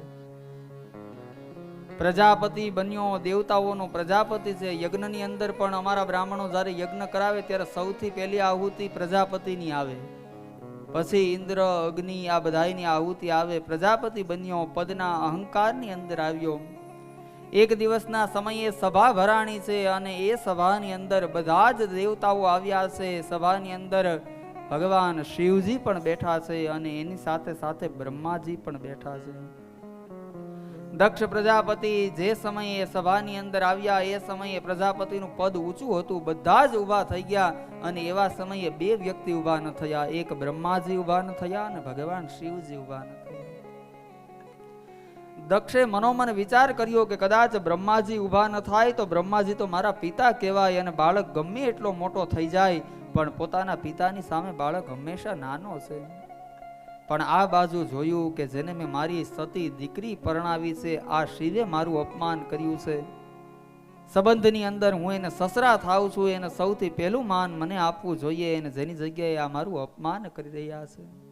ભગવાન શિવજીને તો કાંઈ ખબર નથી. આંખ બંધ કરી અને પોતાના આરાધ્ય એવા ભગવાન વિષ્ણુ ભગવાનના ધ્યાનની અંદર ભગવાન શિવજી છે. જો એટલા બધા ઊભા થયા ને એની ઉપર નજર ન ગયો, પણ બે જણા ઊભા ન થયા ને એની ઉપર નજર પેલા પડી. આ અભિમાનનું સૌથી મોટું લક્ષણ એ છે કે એટલા બધા સન્માન આપે એ ન જોવે. સભાની વચ્ચે સૌથી પહેલું ભાષણ પ્રજાપતિઓની અંદર અંતિમ ભાષણ દક્ષનું હતું. એની જગ્યાએ પહેલું ભાષણ કરી અને આ બાજુ કહેવા લાગ્યો છે કે શ્રૂયતામ બ્રહ્મચર્યો મેં સહદેવા સહાગ્યયા. આ જ્ઞાની જનોની સભાની વચ્ચે, આ સભ્ય સમાજની વચ્ચે આ અસભ્ય શિવને સ્થાન કોણે આપ્યું? દેવતાઓની વચ્ચે બેસવાને આ લાયક નથી. મેં મારી સતી જેવી દીકરી આને પરણાવી. આને માન શું કહેવાય, અપમાન શું કહેવાય એની ખબર નથી. આ સભાની અંદર શિવને કોઈ પણ પ્રકારનું સ્થાન ના આપવું જોઈએ. અનેક અનેક અપશબ્દ દક્ષ પ્રજાપતિ ન બોલવાના બોલ્યા, પણ મહાદેવ તો કરુણાનો અવતાર છે, જેનું પ્રાગટ્ય આ દુનિયા ઉપર કરુણા કરવા માટે થયું છે. ભગવાન કાંઈ બોલ્યા નથી, પણ અંતે જ્યારે દક્ષ પ્રજાપતિ એવું કીધું કે આજ પછી એક પણ યજ્ઞની અંદર મહાદેવને ભાગ નહીં આપવામાં આવે, ભગવાન મહાદેવના પક્ષમાંથી નંદી આદિ બધા ગણો ઊભા થઈ અને કહે છે કે પદની મહત્તાની અંદર મહાદેવનો મહિમા ભૂલો છો? પદ મળ્યું છે એટલે પ્રજાપતિ એવું ન સમજો, મહાદેવ એ કરુણાનો અવતાર છે. એવા સમયે આ બાજુ નંદી કહે છે કે એટલું આપ વધારાનું ભાષણ કરી રહ્યા છો, આપને બકરાનું મુખ લાગશે. બીજી બાજુ ભૃગુજી ઊભા થયા. ભૃગુજીએ દક્ષ પ્રજાપતિના પક્ષમાંથી કહ્યું છે કે શિવજીના બધા જ ગણ છે એ બધા પાખંડી બની જાઓ. ગણો ઊભા થયા અને કહ્યું કે તમારા જેવા જેટલા બ્રાહ્મણો છે આ બધા જ બ્રાહ્મણો ભિક્ષુકો થઈ જાઓ. આ બાજુ ભગવાન શિવજી હવે જોઈ રહ્યા છે કે હતો સન્માન સમારોહ, એની જગ્યાએ એકબીજાને શ્રાપ આપવા લાગ્યા. ભગવાન શિવજીએ એવું સમજ્યું કે હવે આ જગ્યાએ રહેવું યોગ્ય નથી. ભગવાન શિવ ઊભા થઈ અને એ જ સમયે પોતાના નંદી આદિ બધા જ ગણોને લઈ અને કૈલાસની અંદર આવ્યા છે. આ બાજુ ભગવાન શંકર તો બધું ભૂલી ગયા, પણ દક્ષ પ્રજાપતિના મનની અંદર એવું છે કે એકવાર આ શિવને બતાવવું છે કે મારું અપમાન કરવાનું ફળ શું મળે. કનખલની અંદર દિવ્ય એવા યજ્ઞનું આયોજન કર્યું છે. બધા જ દેવતાઓને આમંત્રણ આપવામાં આવ્યું. બધા જ દેવતાઓને કહ્યું દેવી દેવતાઓ પધારો અને આપ સૌ આવો. ત્યારે આપ સૌએ કૈલાસની ઉપર થઈને આવવાનું. મેં મારા જમાઈ અને મારી દીકરીને આમંત્રણ નથી આપ્યું. આ પ્રકારની આખી યોજના કરવામાં આવી. અને પછી કહેવાય છે કે જ્યારે સતીએ જોયું તો એક પછી એક વિમાન જોયા અને સતીને ખબર પડી ગઈ કે પિતાને ત્યાં યજ્ઞ છે. પોતાના પિતાને ત્યાં કાંઈક એવો પ્રસંગ હોય, દીકરીનું મન છે સીધું પિતાને ત્યાં પહોંચી જાય. આ બાજુ સતી ખાલી હવે દેહથી કૈલાસની અંદર છે, પોતાનું મન તો ક્યારનું પિતાને ત્યાં છે. ભગવાન શિવજીને કહે છે સતી કે આપના પિતાને ત્યાં યજ્ઞ છે. જુઓ ભાગવતની અંદર શબ્દ છે પ્રજાપતે તે સસુરસ્ય સાંપ્રતમ નિર્યાપિતો યજ્ઞ મહોત્સવ કિલે. અહીંયા સતી એમ નથી કીધું કે મારા પિતાને ત્યાં યજ્ઞ છે. સતી એમ કીધું કે આપના પિતાને ત્યાં યજ્ઞ છે અને આપે જવું જોઈએ. ભગવાન શિવજી સમજાવે છે. આખી શિવજીએ વાત કરી કે આ યજ્ઞનો એક જ ઉદ્દેશ્ય છે, એ માત્ર એટલો છે કે બદલો લેવાનો. જો આપ ત્યાં સતી જશો તો ત્યાં આપનું પણ હિત થશે. ઘણી વાર સમજાવવામાં આવ્યા, સતી સમજ્યા નહીં. ભગવાને જવાની રજા આપી. નંદી આદિ બધા દૈત્યોને ગણોને સાથે મોકલવામાં આવ્યા છે. અને જ્યાં દક્ષ પ્રજાપતિના ઘેર પોતાના પિતાને ઘેર જ્યાં સતી આવે છે, અને એવા સમયે દક્ષ પ્રજાપતિએ મોઢું ફેરવી લીધું. અને એનું વર્ણન કરતા ગોસ્વામીજી માનસમાં કહે છે પિતા ભવન જબ ગઈ ભવાની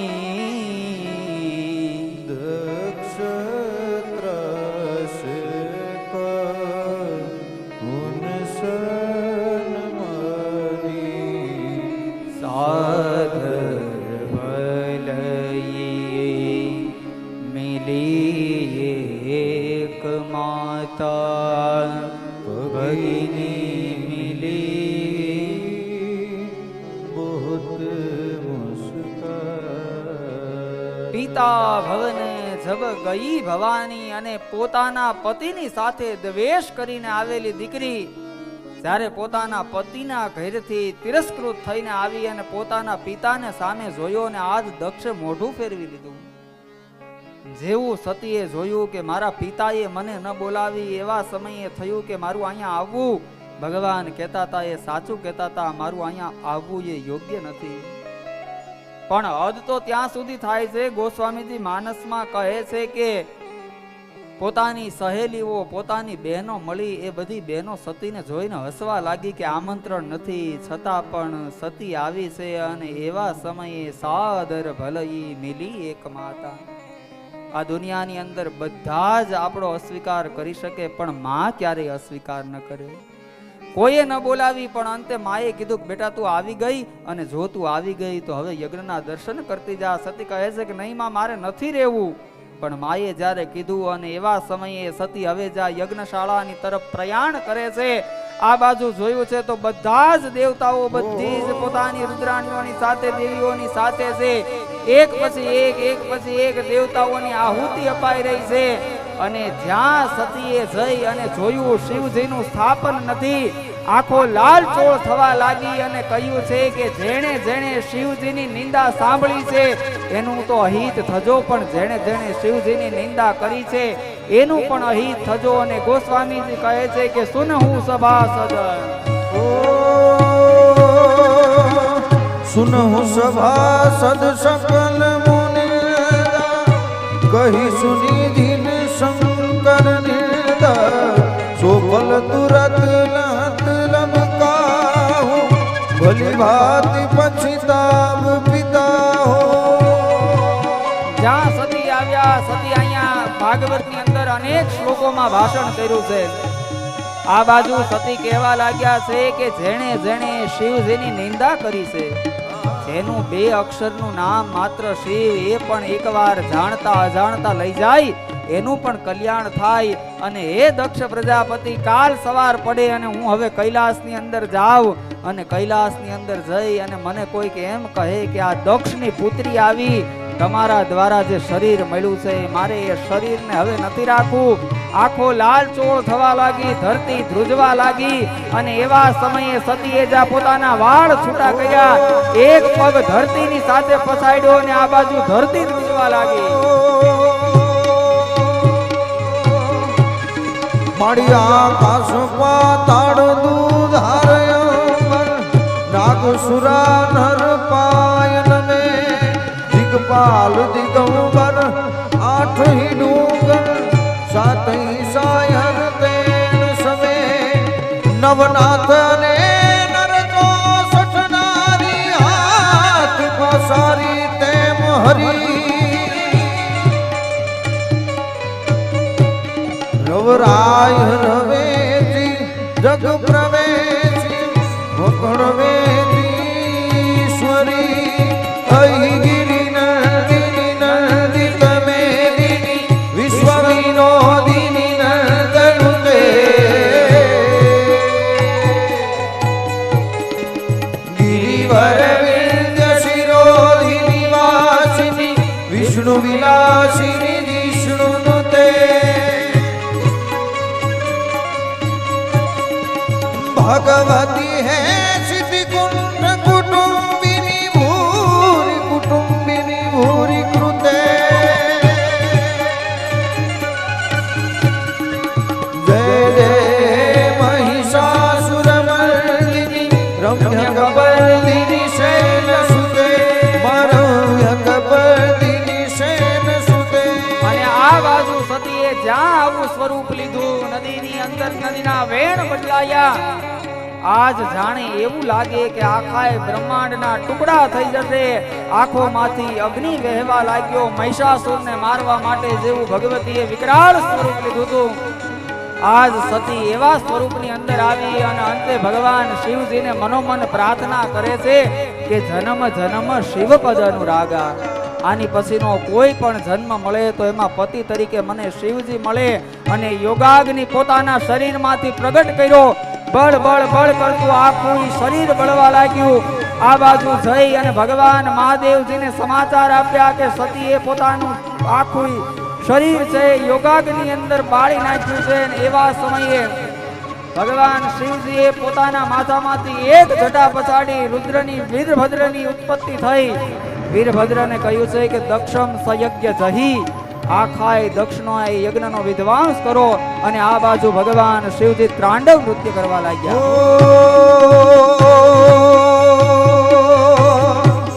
ભવ કે ગણ ભૂત ભયંકર ભૂતળના અધંકર તે નખતે, ભણ કે તળે અંબર બાધાય ભંકર ગાજત જંકર પાંગતે, ડમરુ ઈડ ડંકર પાહદ ટંકર શંકર તે કૈલાસ સને, પરમેશ્વર મોત ધરી પશુપાળ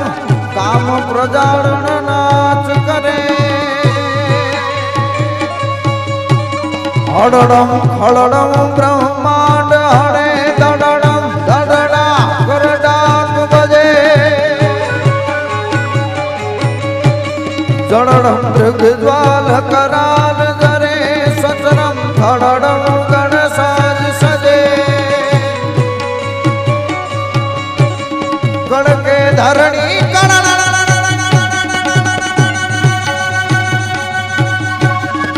ગણકે ધડડી ગણણમ ગણણમ ગણણમ મુખનાદ ગ્રદન કરે પરમેશ્વર મોદ ધરી પશુપાલ કામ પ્રજાડન નાચ કરે શિવ તાંડવ તાંડવ નાચ કરે આ બાજુ વીરભદ્ર યજ્ઞની અંદર આવે કહેવાય છે કે આખા યજ્ઞનો વિધ્વંસ કરવા લાગ્યા ભૃગુ દેવતાઓની દાઢી ખેંચી લીધી દાઢી યજ્ઞની અંદર હોમી દીધી આ બાજુ ભગ દેવતાઓની આંખો ઉષા દેવતાઓની મુક્તિકાની અને અંતે દક્ષ પ્રજાપતિને પકડી અને મુખ સાથે આખું મુખ યજ્ઞ કુંડની અંદર સમર્પિત કરવામાં આવ્યું અને એવા સમયે સૌ કોઈ ભગવાન શંકરનો જય જયકાર કર્યો બોલીએ શંકર ભગવાનની જય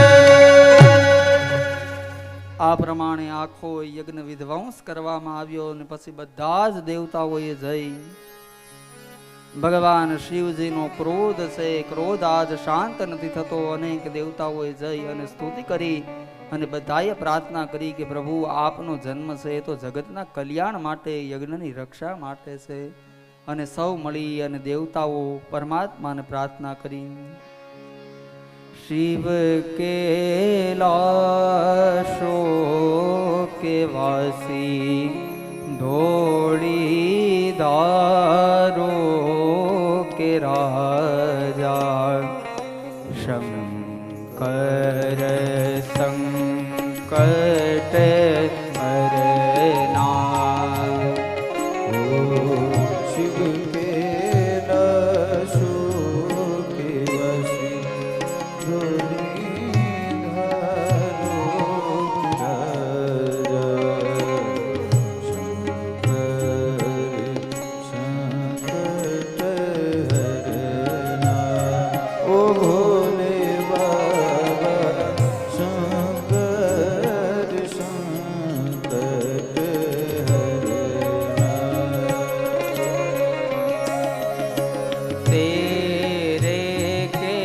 લાશો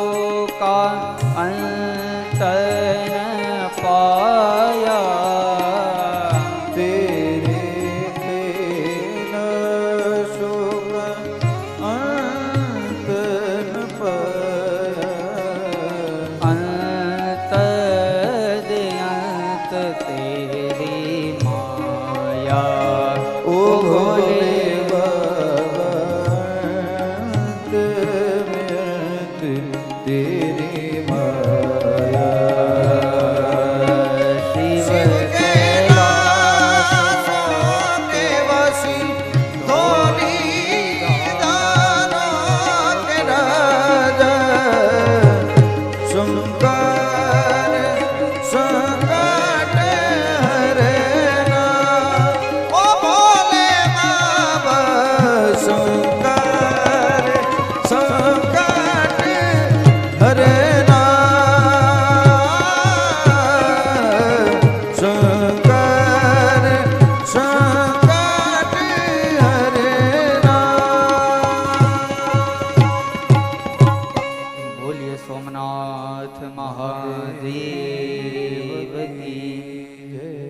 આ પ્રમાણે સતી ચરિત્રની કથા કહેવામાં આવી અને પછી દક્ષ પ્રજાપતિના યજ્ઞની પરમાત્માએ પૂર્ણાહુતિ કરી એ કથા કહી આજની કથાને અહીંયા ભગવાનના ચરણારવિંદની અંદર સમર્પિત કરીએ કાલે ધ્રુવ ચરિત્ર કરવાનું છે નરસિંહ જન્મ છે વામન જન્મ છે રામ જન્મ છે કૃષ્ણ જન્મ છે બધું ઘણું બધું કરવાનું છે ભાગવતની કથામાં ચોથા દિવસે ભગવાન આવી જવા જોઈએ તો કાલે બરોબર આપણે 2:30 વાગે આવી અને કથાનો પ્રારંભ કરીશું આજની કથાને ભગવાનના ચરણે સમર્પિત કરીએ 2 મિનિટ માટે ભગવાન નામ સંકીર્તન કરી 2 મિનિટ માટે ઊભા થવું હોય તો થઈ જજો પછી તરત આપણે આરતીમાં જોડાઈ જશું મને લાગે છે વાલો જશોદાનો લાલો માધવ મત વાલો મત વાલો ઓ લાગે છે વાલો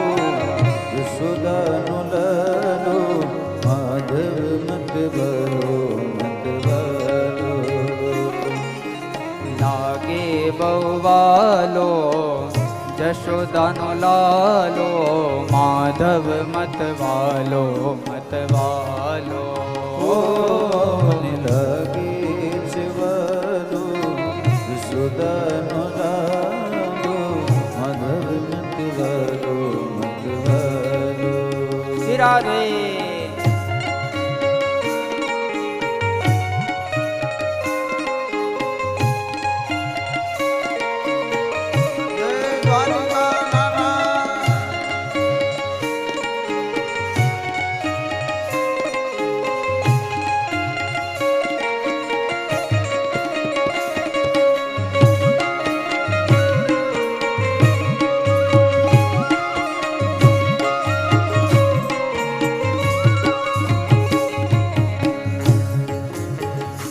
જન્મ જેલમાં થયો તોય હસતો રહ્યો જન્મ જેલમાં થયો તોય હસતો રહ્યો જન્મ જેલમાં થયો તોય હસતો રહ્યો જન્મ જેલમાં થયો તોય હસતો રહ્યો તેણે નથી પીધો નિરાશાનો પ્યાલો એણે નથી પીધો નિરાશાનો પ્યાલો માધવ મત વાલો મત વાલો ઓ મને લાગે છે વાલો યશોદાનો લાલો માધવ મત વાલો મત વાલો ઓ માધવ મત વાલો મત વાલો ઓ માધવ મત વાલો મત વાલો कभी राम बन के कभी श्याम बन के चले आना प्रभु जी चले आना कभी राम बन के कभी श्याम बन के चले आना प्रभु जी चले आना कभी राम बन के कभी श्याम बन के चले आना प्रभु जी चले आना कभी राम बन के कभी श्याम बन के चले आना प्रभु जी चले आना तुम राम रूप में आना ओ तुम राम रूप में आना तुम राम रूप में आना ओ तुम राम रूप में आना सीता साथ लेके धनुष हाथ लेके चले आना प्रभु जी चले आना कभी राम बन के कभी श्याम बन के चले आना प्रभु जी चले आना चले आना प्रभु जी चले आना चले आना प्रभु जी चले आना कृष्ण कन्हैया लाल की जय जय जय श्री राधे जय जय श्री राधे जय जय श्री बोलिए वृंदावन बिहारी लाल की जय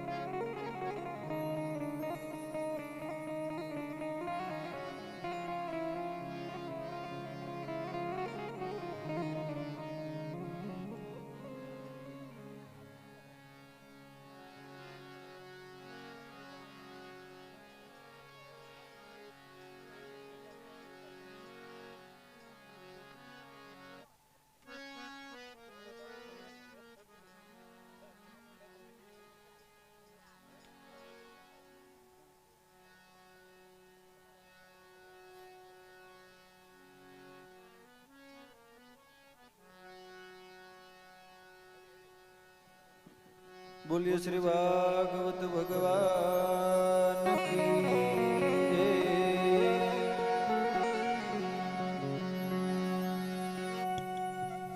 श्री भागवत भगवान की है आरती, पापियों को पाप से तारती।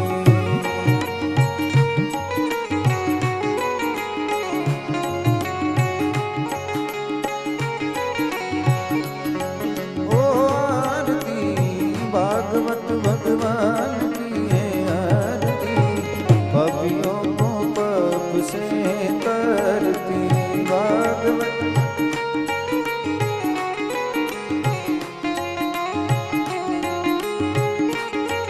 ये अमर ग्रंथ, ये मुक्ति पंथ, ये पंच वेद निराला, नव ज्योत जलाने वाला।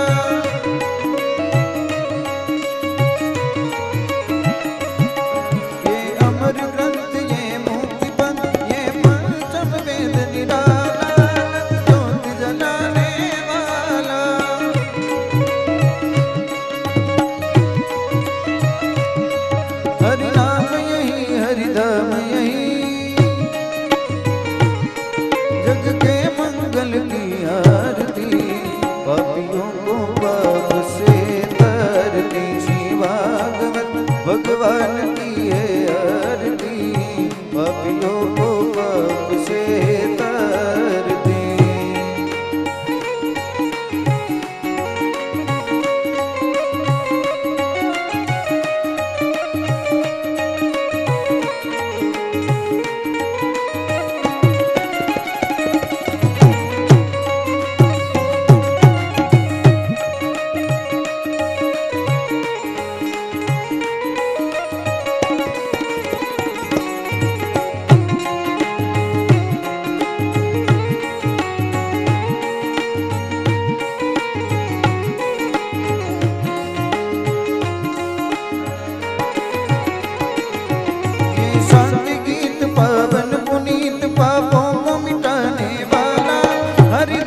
दिखाने वाला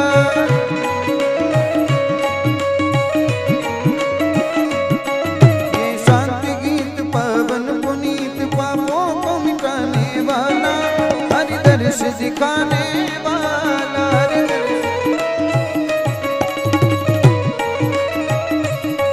यह सुख करनी है दुख हरनी, यह सुख करनी है दुख हरनी।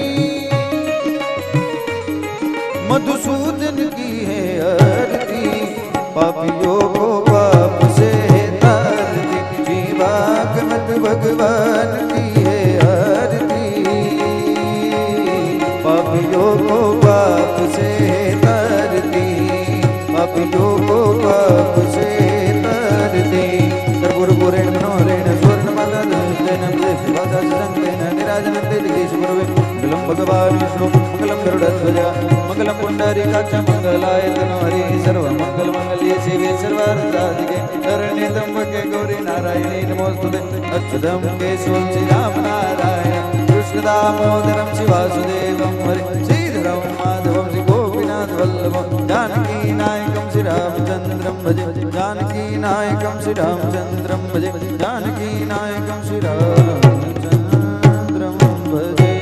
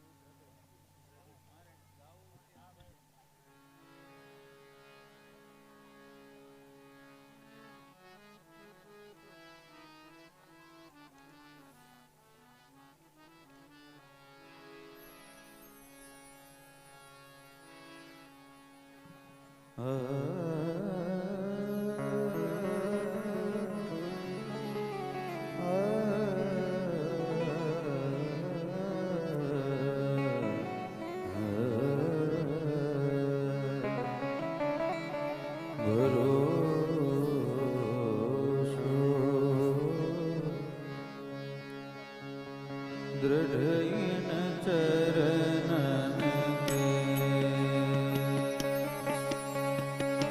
દૃઢઈન ચરણન કે દૃઢઈન ચરણન કેરો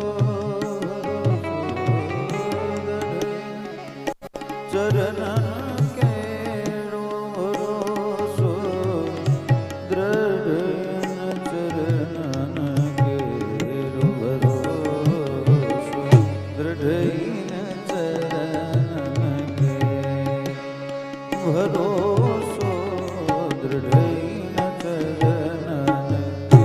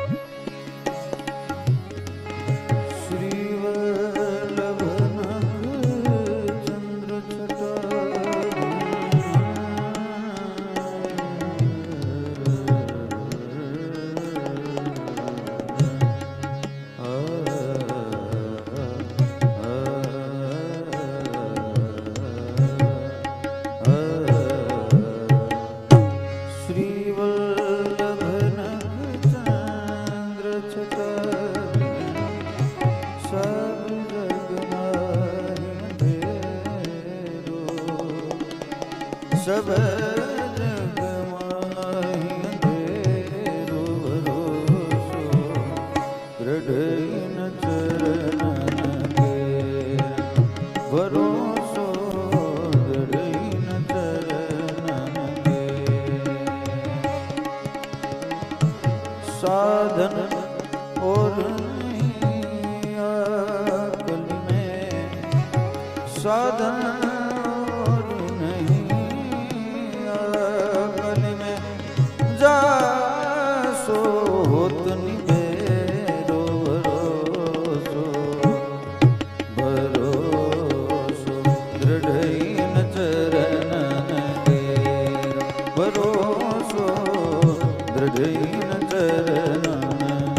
દૃઢઈન ચરણન દૃઢઈન ચરણન કેરો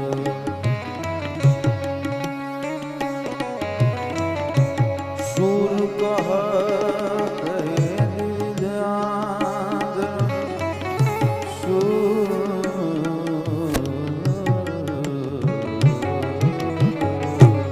શૂર કા कहे विद्याधरो बिना को चेरो भरो हालो दृढ़